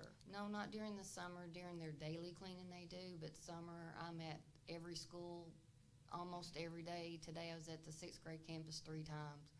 So we're checking, getting them rolling, getting them going, and checking behind them pretty often. Okay. We have to strip and wax the academy, everything but the cafeteria there. 6th grade is the hallways, and 7th and 8th grade is the hallways. And then we strip and wax the arena. But other than that, that's all. In the classrooms, you just It's- buff, or? In the classrooms at the 6th, 7th, and 8th Uh-huh. grade, it's the same tile that's at the elementaries. Oh, okay, So that makes it a little bit quicker. yeah, It's just those long hallways have to get done at the very end. okay. Oh, sorry. Most elementary schools are using more than half of their school building including the gym and the cafeterias for their learning loss programs. In our secondary schools, the first floor of the 6th grade building's being used, the top floor at the 7th and 8th grade, the high school wing at the academy, and the 2 towers and 2 levels at the high school. So tower C and D and 2 of the levels at C and D. All that's being used for the learning loss program. And we also redo several gym floors. We screen it and refinish the gym floors at Ridge Road, the academy, and the middle school, those 3 gyms. And we do that during the 2-week, we call it the dead period, AAA dead period. That's the time we redo the gym floors. What about the weight room? Because I know, like, you know, we're fixing to do football, so, and they get gross and nasty out there, and then they come inside, and then they lift weights, and that's, Well, thank goodness we have the Clorox 360 machine. okay, yeah, And that cuts down on the staph infections. Yep. It cuts down on almost anything. yeah. And it Remember those is- wrestling mats 2 years ago? Yeah, moving on. Yeah. It is mopped with our all-purpose Mhm. cleaner, because it's the rubber mat, and then Mhm. it's sprayed with the Clorox 360 machine. Okay. At the conclusion of the summer loss program, the custodial department will have approximately 13 to 17 days to complete the rest of the cleaning of the building for the school year. And all the areas will be cleaned efficiently as possible and disinfecting using Clorox 360. So with the floor, I have copies of the floor plans available. I don't have enough for everyone, but at some schools, I have one elementary school that the whole bottom floor is being used for the learning loss program. So the only empty rooms we have to clean is the upstairs. And then we go back downstairs at the end of the day and clean where they have learned for the day. So that means the whole bottom floor at an elementary school, I have 13 to 17 days to get it up to par for the school to begin. So I just want y'all to remember this, that we're gonna do it as efficiently and as quickly as possible. If it even tag team to hurry up and get it done, but I can't pull people out of one school unless they've got their Sure. school ready as well. Sure. Can you do some of the high dusting and stuff in the occupied rooms to prepare to do the rest of it? At the end of the learning day, yes. Yeah, so I mean, So when they go in there to clean what has been used for some the of it's already day, done. they can hit it and then go back to where they were cleaning in the morning. So. Mr. Stone, turn the AC up. I'm freezing. Well, that's why y'all think I'm quaking. I'm cold. Me too. I thought it was just me. I was like, And I would probably got chill suggest, bumps on top Ms. of chill Martin, bumps. as we continue to monitor that through the summer, just as we meet weekly, keep us updated through that. If we need to extend into Friday or going into the weekend, we got to make sure that that's Well, done. The only thing that might become a problem is stripping and waxing those hallways in 6th, 7th, and 8th grade. We can strip them, but you can't lay wax with people. Yeah, Sure. with traffic. Sure. That might be a weekend overtime project, Sure. and I'll have to talk with Sure. you, Mr. Brown, Mr. Stone, but Sure. I'm thinking we'll be okay elementary-wise. Like I said, I may have to rush some of them along to get them out of the one Right. school to put them in another school, but we'll make it work. It's just the stripping and waxing. Just let us know as you continue to monitor that, and if we need to do some extended, because Mr. Staggers, as you know, everybody's working working around that. around He's him got a as huge also. deployment. He's going to be working some extra hours to make sure we get all those teachers as soon as day one. They've got that, so we'll continue to And monitor it's it. not only the summer learning program, it's the professional development meetings as well. So say they have to clean up after those, because where there's women, there's food. Right. And there's trash. So they clean Sure. up that, they clean Sure. up after summer school, and then they have to Thank go you. on. Thank you. And the maintenance and custodial departments will work diligently this summer to have everything maintained, cleaned, and ready to go for the next school year. And if you have questions, we're always here 24/7. I have a statement, Okay, Madam yes, ma'am. Chair. First time, Mr. Hatch, first time, Ms. Martin, since you all been employed, that you all ever given a thorough report on anything, Wow. and we applaud that. Well, thank you. Personal board. Thank you. I didn't know what you all were doing. Well, you can see some of it right here. Very good. Thank you. Board, 15 years, never heard nothing. Thank you, Mr. Hatch, Ms. Martin. Thank you. Grand report. I'll wait till you see our back-to-school report we're gonna do. We're all gearing up. Okay. Make sure I have caffeine for that one. So the next, actually, it's a very brief information item, but is a 2001-2022 elementary and secondary consumable curricular materials. And I'll invite my colleagues, Ms. Alexander, Mrs. Smith, and Dr. White to do a very brief overview. I believe what we're presenting, these are materials that the board has already approved. These would be consumables as we begin to start to prepare for the upcoming school year in order to prepare. Yes, I'm doing one. So, Your turn. good evening, Madam President, Dr. Paluski, and members of the board. The three of us are here tonight, as Dr. Paluski said, to just present a very brief overview of, it's that time of year when we begin planning for next year. And in order for our teachers to be effective, we want to make sure that they have all the resources and curriculum items that they need. So these, what we're presenting tonight is nothing new. It's currently the curriculum that we are using in our buildings. This is just, again, to kind of replace consumable items and to be ready for next year. So we are going to obviously talk about, just very briefly again, about the resources that we need and to provide pricing and funding source for requested items.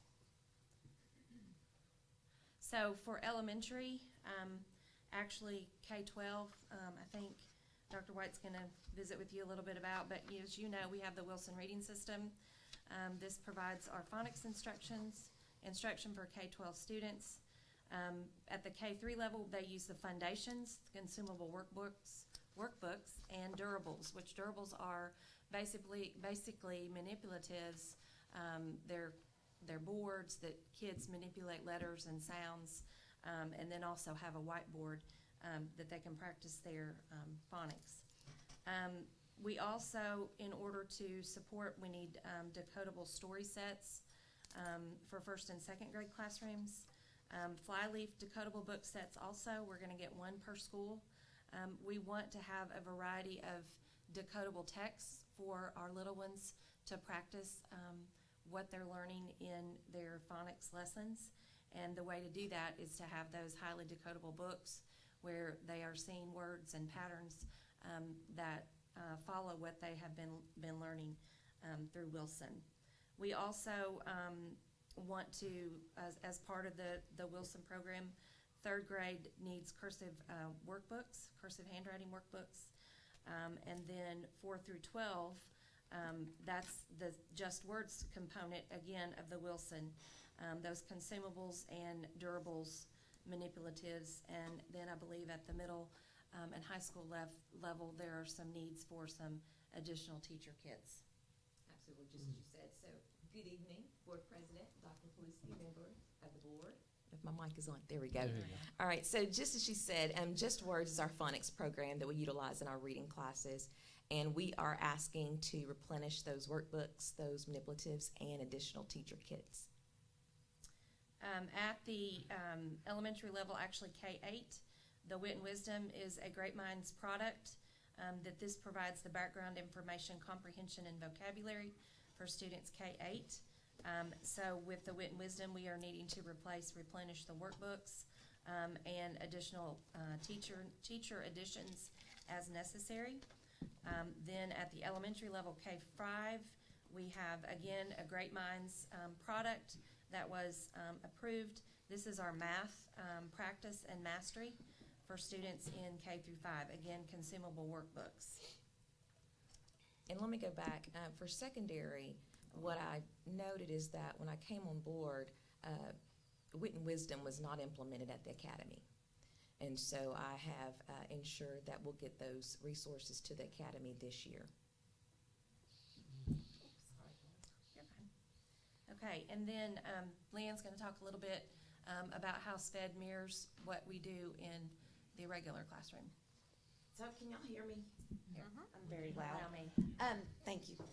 So, I would just want to say thank you to you guys because 2 years ago you allowed me to purchase all the same curriculum that we were using in regular ed, which is the first time in my 28-year history we've done that. And I think that was reflective of our scores this year because we grew in every area. So I want to say thank you to the board. And so our proposal is pretty much the same as elementary and secondary. We just need to replenish those durables, those workbooks. Ours is K-12 and also at the academy, so we're using Wilson and Eureka Math. All of our teachers have been trained in those. We are doing the Tier 3 Wilson reading system, which is the more intensive training for special education students. So our prices, when you see our price list, they're a little bit pricey because we do have to order a few more things. But I really think the curriculum has been amazing for us. As I said, we've grown. Our scores have grown. And so we're just asking to replace all the same things. All those things are in my budget. I have already turned in my budget to ADE, and we have it allocated, so I have the funds to do those, but just wanted to bring those before the board. And I think I have one more slide that shows. In a minute. Oh, not yet. Yep. Hold. Please hold. Okay, so the K-5 curriculum material costs, ESSER is the funding source for these purchases. You can see the Wilson, the Eureka Math, which is a Great Minds, the Wit and Wisdom, and the Flyleaf Decodables. Dr. White and I and Miss Alexander were kind of working from what we could as far as numbers. So as you can see, the numbers are a little bit off there, but we were able to get actual quotes the last few days. And so you can see that estimated, the first row or the first, I guess, column there would be what I did basically from the numbers I had and the website of materials. One thing that I did not allow for in my initial estimate was taxes and shipping and handling. So just with the Great Minds alone, I think I figured we're looking at almost $30,000 for shipping, handling, and taxes. So it's pricey, but I'm with Miss Alexander. You know, we have some area that we need to make up, and we need to make sure teachers have what they need. So the bulk of secondary cost is coming from implementing Wit and Wisdom at the academy. And then also with Just Words, each principal at the secondary level have requested an additional reading teacher. So if we get that reading teacher, they'll need supplies as well. And so that's what you see here. And so as Ms. Smith said, we were working off of internet prices, but now we do have true quotes and we have true numbers. And so that's where that difference comes from. Okay. So I have to give credit to someone in my department because I did not come up with these numbers. Dr. Natalie McGill is our curriculum specialist in our office, and she did get all the taxes, all the shipping, and came up with all those numbers for me because she is amazing with curriculum. So our numbers are pretty right. We did estimate on the high end, but I did budget in my budget for that amount, so we have the money allocated to cover that. So I just want to give Dr. McGill credit because she did all that work for me. She was great. She's amazing. And so that's it for us. Happy to answer any questions. I have questions, if you don't mind. So what I'm hearing from the three wonderful ladies sitting at the table, we're putting all of our eggs in the basket of Wit and Wisdom. So do we not have a backup? Do we not have a second program? Do we not have options? Do we not have something else for those that may not qualify yet for Wit and Wisdom? Does that come across correct? So I will speak from an elementary standpoint. We have been working diligently this spring to get more training on Wit and Wisdom. And every student qualifies for Wit and Wisdom because it is a very rigorous program. But what research shows us is that students every student needs access to the good stuff and the high level stuff. Now that doesn't mean that we're not going to support them to be able to learn and scaffold them up to that. But absolutely every student in our district needs access to the poetry, the artwork that are presented in these lessons, the deep dive that goes on with these core texts, these anchor texts. We're not expecting the students to be able to read these books independently, but because the teacher revisits those texts like all week, and the students have great conversation about it, and it really builds their background knowledge. Because what research shows is that if you put students in their just right book level, they don't improve. They're always learning at just that level. So this does cause us to stretch our kids, but every kid can be successful. We do want to provide some more professional development, and we really have to get away from teachers saying this is too hard for our kids, and that's what we've been hearing. And so we've got to change that paradigm. We've got to change that mindset that the material's too hard for our kids.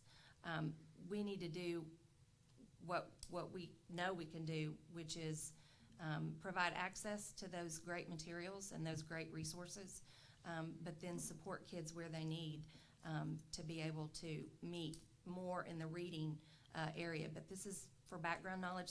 Teachers can certainly supplement, but what we find is we have to stay to the fidelity of the curriculum in order to give it time to do what it's supposed to do. Okay, so I'm hearing a lot about reading. I apologize, Ms. Dr. White. So I'm hearing reading. That's the common word we're using tonight. What about comprehension? Did comprehension leave? What happened to comprehension? So comprehension is one of the 5 big pillars that both of these, not the Eureka Math, but that the Wilson and the Wit and Wisdom both address. Students are gaining comprehension through those decodables. There will be some comprehension there. Through the Wit and Wisdom and the read alouds that the teacher reads, that's where the comprehension comes in. We're not saying that kids can't pick up books and read them. We want them to have books in their hands, and we want them to be able to read. But that comprehension also comes with making connections with texts, and that we have to build that background knowledge because a lot of our students don't come to us having that background knowledge. So it's our jobs to build that background knowledge so that those students can make the connection. And then eventually, through the Wilson and the phonemic awareness and the phonics and the Hegarty, then we're going to be able to move them up as far as their reading. Once they learn to read, in K1 and 2, they're learning to read, and in 3 up, they're learning reading to learn. So we have to make sure that they're solid on that. But like I said, through the Wit and Wisdom curriculum, they will get comprehension and fluency with the decodables and also through Wilson. What I'd like to say for secondary is that I'm really, really ready to come back before you guys and talk about the core reading program. But so for secondary, you talk about all the eggs in the basket. And so what I'm exploring right now is some different resources to pull in, because here's the thing about curriculum, and I think sometimes we get caught up in having one resource and we call it our curriculum, and that's not true. So a curriculum is really your essential standards, it's your assessments, it's your activities, which you teach all of those utilizing several resources. And so that's what we're exploring for secondary. And when you talk about that ELA program, so Wit and Wisdom, I've taken a good look at it. It does incorporate vocabulary. It builds students' background knowledge. Of course, they have access to complex texts and also grade level texts. And so when you think about all of that, that enhances their comprehension. So all of those pieces are included in Wit and Wisdom. But true enough, there are other resources that they certainly need to be utilizing as well. So, Ms. Walker, for special ed, if you'll notice on our page, we are not incorporating Wit and Wisdom because we're not quite there yet. Sure. So our teachers are doing differentiated instruction, so I don't have that piece listed, so we're not diving into that. However, we do have some special ed students that are like in inclusion and higher level that will be using Wit and Wisdom, but we're not purchasing that piece for special ed. Okay. Okay, I have a comment.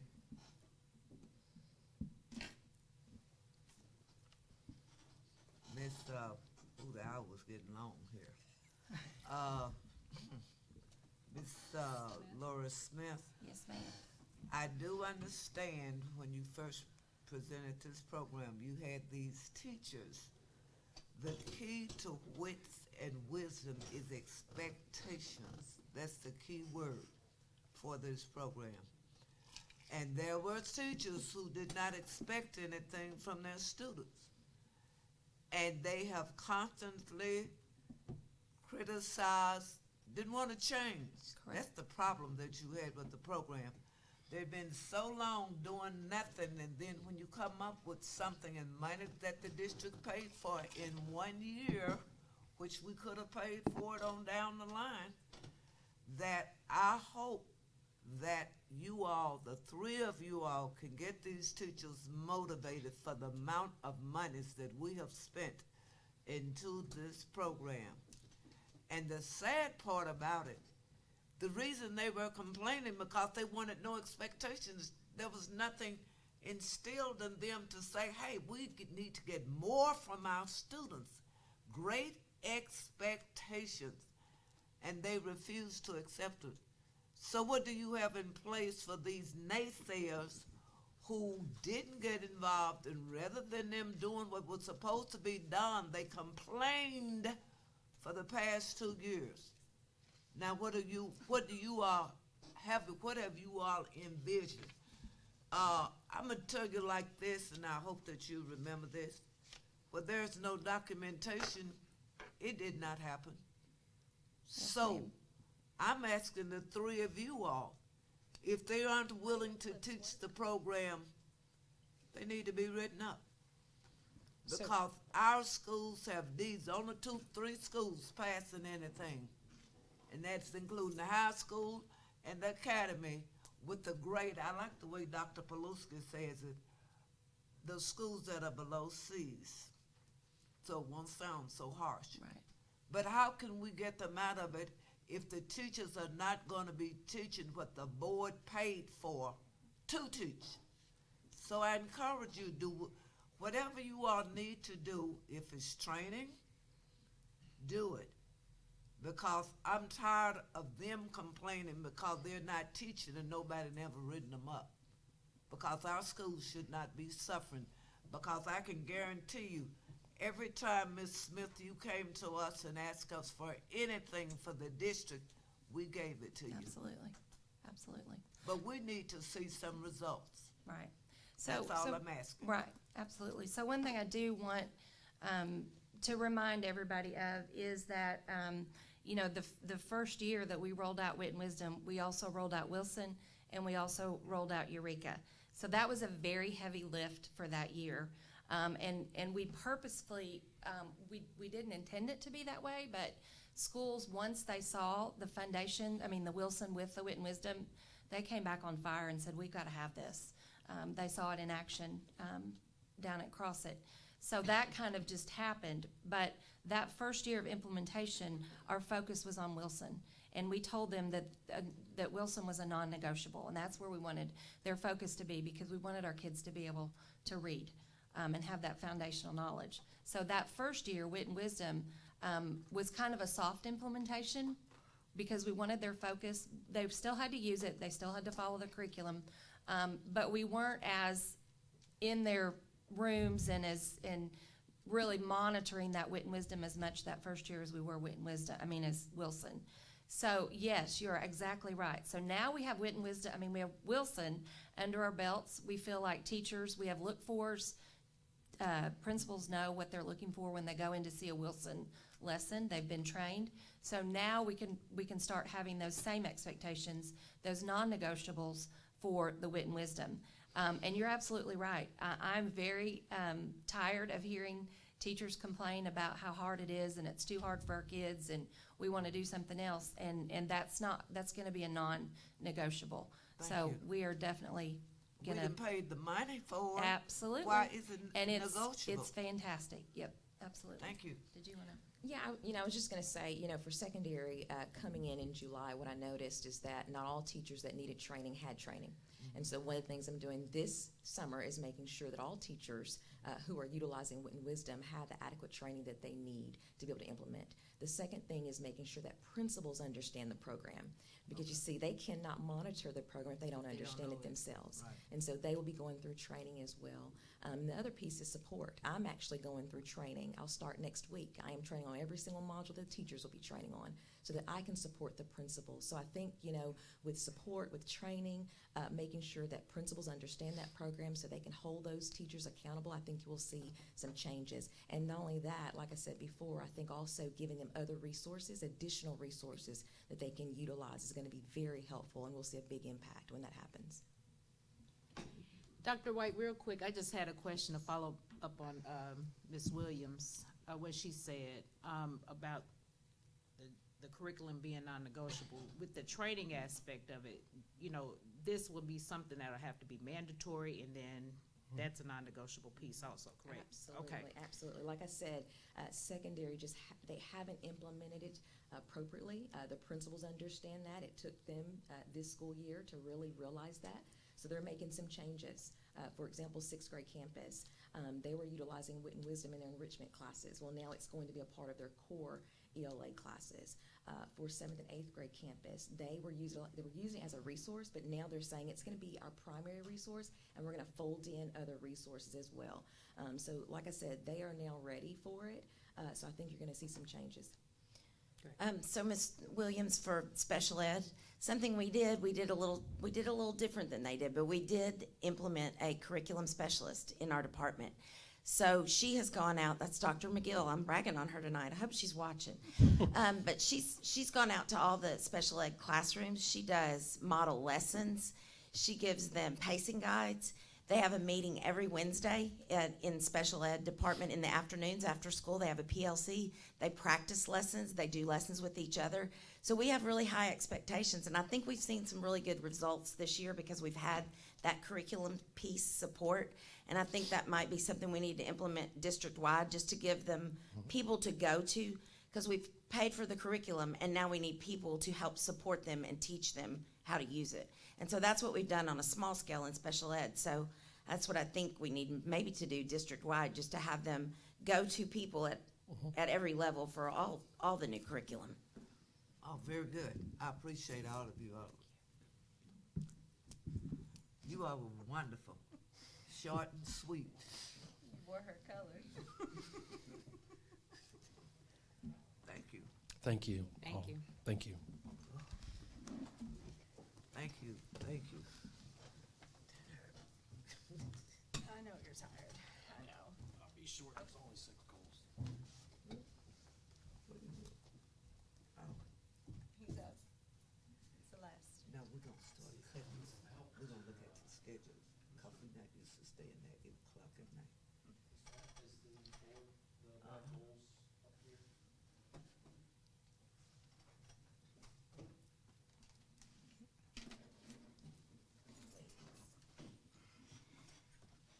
Ms. Warren, tomorrow, would you run me, tomorrow is Friday, run me off a copy of that. I didn't know Ms. Colquitt wasn't here, I would've, of his presentation, he could do that. That's what I missed.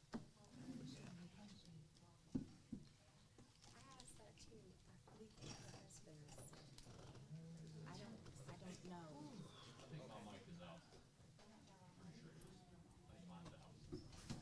I thought I'd Do they have batteries or something?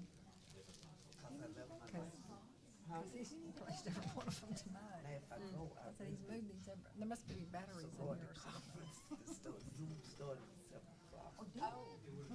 Life members, but it's all right for that part, but in the morning, I got to be up at 7:15 to get on Zoom all day long.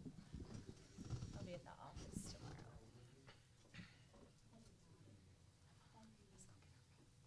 Madam President, we want to spread some of this out. I don't think he thought it was gonna go this long tonight. No, it's like 3 times now, and we been spoiled. Doing some nothing. Get a little work on your plate. It's all right.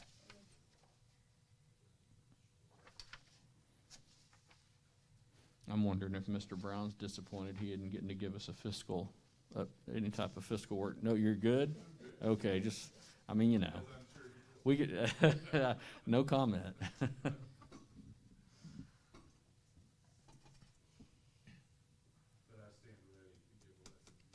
You've done a great job. Good.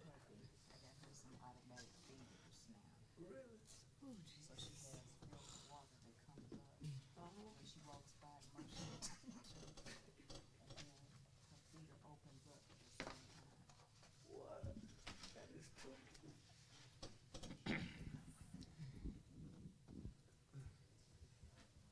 And that I live alone. I'm the only one on this board that live alone. No, you're not. It's me and my daughter. Except when them nieces of mine decide they wanna spend the night.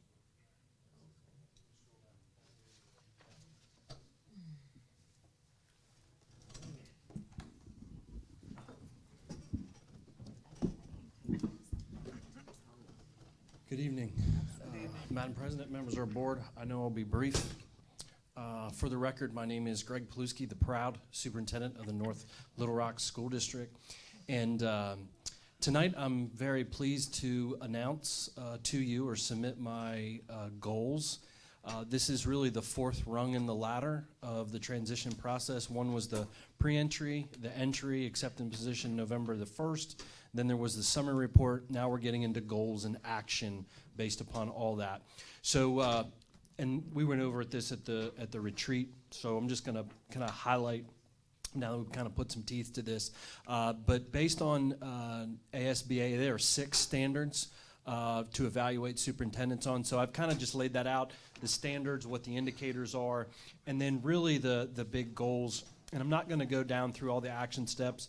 If you want me to, I can, but I'll just kind of highlight through that, and you can kind of talk through it. What you're going to notice about this, and Ms. Pat, if you just go down into goal 1, just down a little bit further. Perfect. That's really good right there. So one of the things that I had set up, and this is really to model accountability, not only for myself, for the public, but after each goal, it has clear action steps, really no more than 5. But you're going to see on the right, and this is to keep me accountable to myself and what these actions are. So what I will anticipate is that as we do a progress monitor check, I will check myself kind of against these actions. But really the big idea of goal 1, and we had talked about this, is essentially creating a strategic plan. And that strategic plan will come around 5 key goals. Those goals come right from the transition report. I'm just basically going to take all the things I learned from the summary. I'm going to turn those themes into goals. Those goals will be further into specific metrics into those specific areas. So what are we going to monitor? We're going to look at the trend data. Then we'll start setting out target goals over the next 5 years. And then we'll actually get into strategies that we're going to implement based upon those metrics. And basically, you kind of can see the action steps. I'm happy to talk about any of those as you see fit. The second goal, and this really includes the visioning and so forth. The second goal, and you'll see in action step 1.3 kind of outlines that. The second goal. Let me keep going down a little bit, Ms. Pat.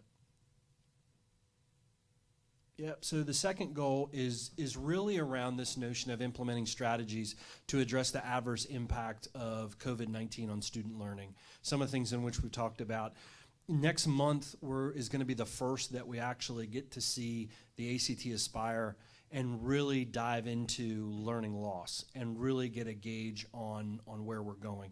So those are just some action steps on things that I believe that we can move forward as how we're going to support the whole child as we go into this academic year. I'll skip down to goal 3.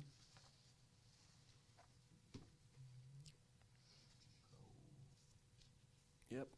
So goal 3 is really around the whole management of the organization. And you can see by many of those action steps, and I've been talking about that, is really getting into those specific areas around the management, the performance management's audit. So that's in finance, that's in human resources, that's in curriculum instruction, that's in safety and security. And also we'll be conducting a system-wide compensation study that looks at all of our salary schedules of all of our employees, and then we'll use that information to make more strategic decision making.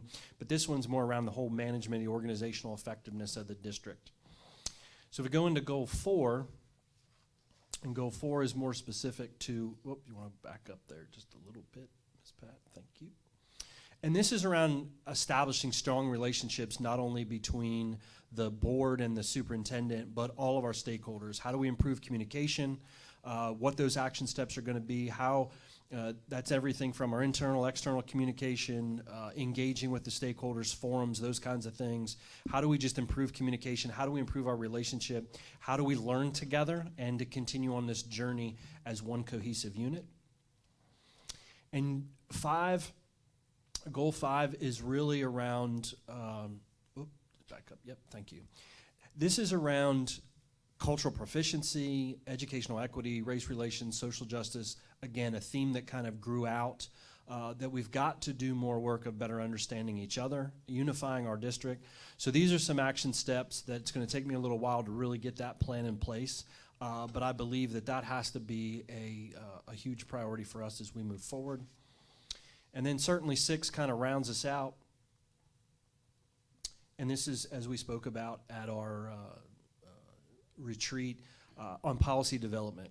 We've got what I believe is a lot of work that has to be done, cleaning up systems and structures and process and procedures on how we create, revise policies, get that through public feedback until that comes to you as the board. So in a nutshell, those are my 6 goals based upon the 100-day transition plan report and specific action items that we will be working on. I set these goals based upon our last conversation. They're set for 2020 and 2021, because I believe what we talked about with Mr. Beckett is my evaluation would be in December. So that's why I set them up to kind of see where we are. I know we've got about 6 or 7 months before that happens, so I'm thinking midway. Once these are approved, then I'll fine-tune them. Somewhere we'll have a mid-checkpoint, and I'll kind of come back with my self-assessment on how we're doing on holding myself accountable. So I'm all ears. I look forward to your feedback. Any suggestions, any edits, anything that you don't think I'm focused on that you would like me to be focused on. Madam Chair, I just have one question. Yeah. Where does once my fibromyalgia kick in, I get into a fog. I want to say that we called it, you talked about reorganization. Sure. You mentioned something about there would be some changing of positions or whatever. Yep. Where does that fall? Yep, great question. Whoops, great question. Ms. Pat, I believe if you go up, I think that's in 3. Okay. If we go to specifically in 3, and I think it's 3.5 to be exact, if you go back up. So in the overall organizational management, I'm almost thinking it's in, it should be in 3. 3.4. Yep, so 3.4, reorganization central office staff in phases to maximize efficiency. Okay. Yes, ma'am. Good question. Process we're going to use to do this, that's what I want to hear now. Madam President, remember? Yes. We said we would go through this. Once we got his goals, I'm trying to find out where are we now? With him bringing us our goals, what is the next step? I think it would be for us to agree that this would be our evaluation process. So this is just be my understanding. So tonight is just for information. Give me some feedback. Do you think I'm pointed in the right direction? Are these specific action steps you believe you want me working on? Then we'll come back at the next board meeting, and then you can approve them. This kind of is my goal template, and I believe with Mr. Beckett, there's an evaluation tool. And so when I looked at all that, most of the superintendents I saw in the examples from ASBA only had 5 goals. So there are 6 standards to evaluate me on, so it just made sense to, if you're going to evaluate me on 6 standards, why not have 6 goals? And so I tried to make it aligned. I tried to mirror the evaluation tool, the goal tool to the evaluation tool, so it would be clear in your evaluation to see if progress is At the being made. workshop, we had said we were gonna use the ASBA evaluation. Evaluation. That's how, like, cause when Mr. Beckett was here, he was saying, go ahead and do something expeditiously. This summer, we'll have to do something, since he's presented us his goals, and we look at them, and then We need to we approve them. determine. Yeah. We need to give you our feedback. Yes, Your- absolutely. Individually, we will give you Right. feedback, and then And we can use his goals that he, as a Correct. feedback with the A, B, C, D. But after we agree that we're going to each evaluate them based on these goals. Right, Yes. that's what I'm saying, we That's just need what's the needing to be clarity. Since done. he's done his job, I wanna make sure as board members, we do our job. Right. I think at some point, we're gonna have to sit down again and look at that schedule, because of the time that you entered Yeah, in November. was essentially in the middle of the process. Yeah. You know, the annual process is from July to June, so it made that a challenge. My opinion on that I expressed in the workshop or the retreat or You wherever did. we discussed it was, we need to align with that schedule, even if it throws year one off. And so these are, I think these are good goals. I'll reflect on them a little more and discuss those with you. But I think we need to put together a schedule that aligns us with the real process that makes sense for evaluating the Timeline. superintendent.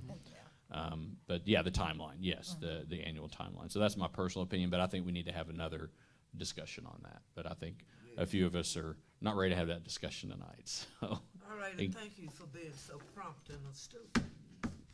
Yes, ma'am, Ms. Williams. As I was saying. I have one or two. I won't be long, I promise. I know, I'm sorry. Cut those eyes. Oh, I get in trouble. Okay, so action 2.5. Sure. Can you move that to number 1? We can go right there. Let's see.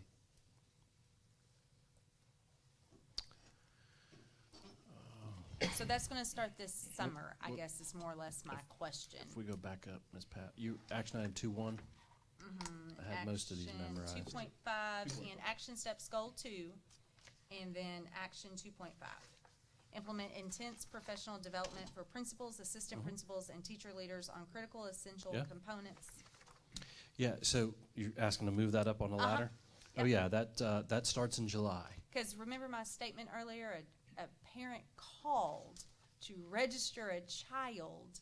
They were given wrong information. So, you know, that's just part of development, professional development. We need to Sure, train. sure. So this particular one is very specific to instructional leadership. However, so we have a 4-day leadership institute coming up. Really excited about it. In July, we'll have these 2 days. Okay. In August, we have kind of all the other stuff. Right. So we're going to have one day, which is all of our central office leaders. That will be one which is in registration. The second day is all about safety and security. Okay. So we'll be able to tackle, if your question around that is PD around access and making sure that everybody knows what the expectation is around making sure that we're hospitable same page. to our constituents as it relates to the registration process. Okay. Sure? And then also, so action, goal 5. Also the common theme here is December 2021. So I guess because you're trying to line with. Correct. So okay, that's why I've that written will them that change. way. Okay. I wrote them by December of 20. So I'll kind of I'll just let you know what my thinking was, because we talked about the evaluation had to be in December, because then the evaluation goes into Right. could be the extension of a contract in January. So my thinking is, based upon that, in January of 2022, I would set these to say by December of 2022, kind of Mr. Zakre. Then I've got a whole that time. year Okay. on Just the wanna make sure. on the calendar, rather than here we are in June and they're like 6 goals are set for only 6 months. Right, okay. And then It's just a good back question. on that 5.1, Sure. will that be starting this particular school year? I see 21 to 22. Correct, there. correct. Just because of where we are. Yep. The other thing is trying not to push too much change too fast, too quickly. So with leaders, we're going to start on the instructional piece, which kind of gets to some of the questions that on the accountability. So the expectations for principals, if I got to train them on what the expectations are instructionally, as I expect them in classrooms.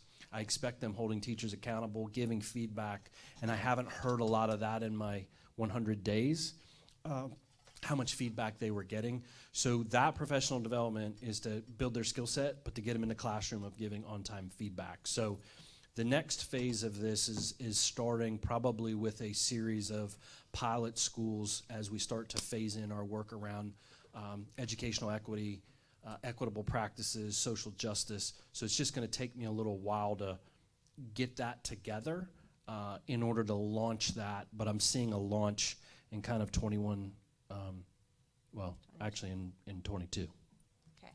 All right. I'm good. You weren't long.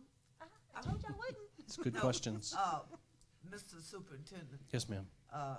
As a recommendation, as a board member, Sure. because we have all these ladies on the board, could we not have so much in one night?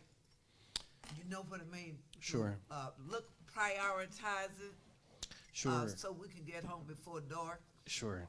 Well, It's yes. 8:13. And All I'm saying is prioritize it. I know it's summer and so much going on, and I don't know how you can do it, but you can look and say, now, hey, can we do this? Because really, I know what the longevity is. We keep having a board meeting with our workshop, and that's all okay. But when we look at the workshop, say, is this a prioritize so we can get home before dark, personal? Sure.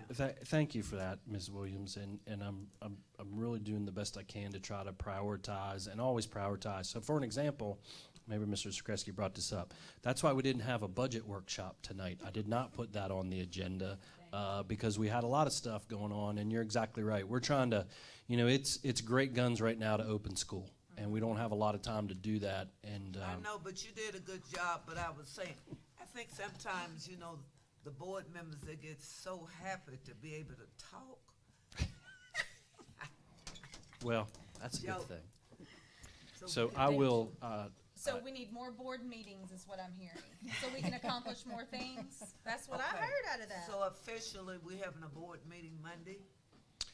Yes, ma'am. I will. We'll have a special board meeting for the appointment of personnel. Let me work on that tomorrow morning, and then I'll be back in touch. Make sure that we send that out. Shouldn't take us that long. Tim, if we had trust established, we wouldn't have to talk so much and ask so many questions. Oh, it was just wonderful. Everything that was done tonight, Dr. Pulaski, Yes, ma'am. was enriching, enlightening, and I enjoyed it thoroughly. And Well- the only thing that I just ask as a recommendation, again, so I can make myself clear, it was not about the presenters or anything of that Sure. nature. Understood. I simply said, if we could look at prioritizing some things to make the meeting shorter, Sure. and that it's so much going on in the communities, okay? Understood. Understood. Now, got you. Thank you. Yes, ma'am. Thank you. Yes. Thanks to everybody that spoke tonight. Is that it? It's it. You go ahead For now. real? That's I'm not it. ready to go. See? Dr. Reddy. Talked and kept us here 5 minutes longer. Ooh, I got Ms. Smith, I want to ask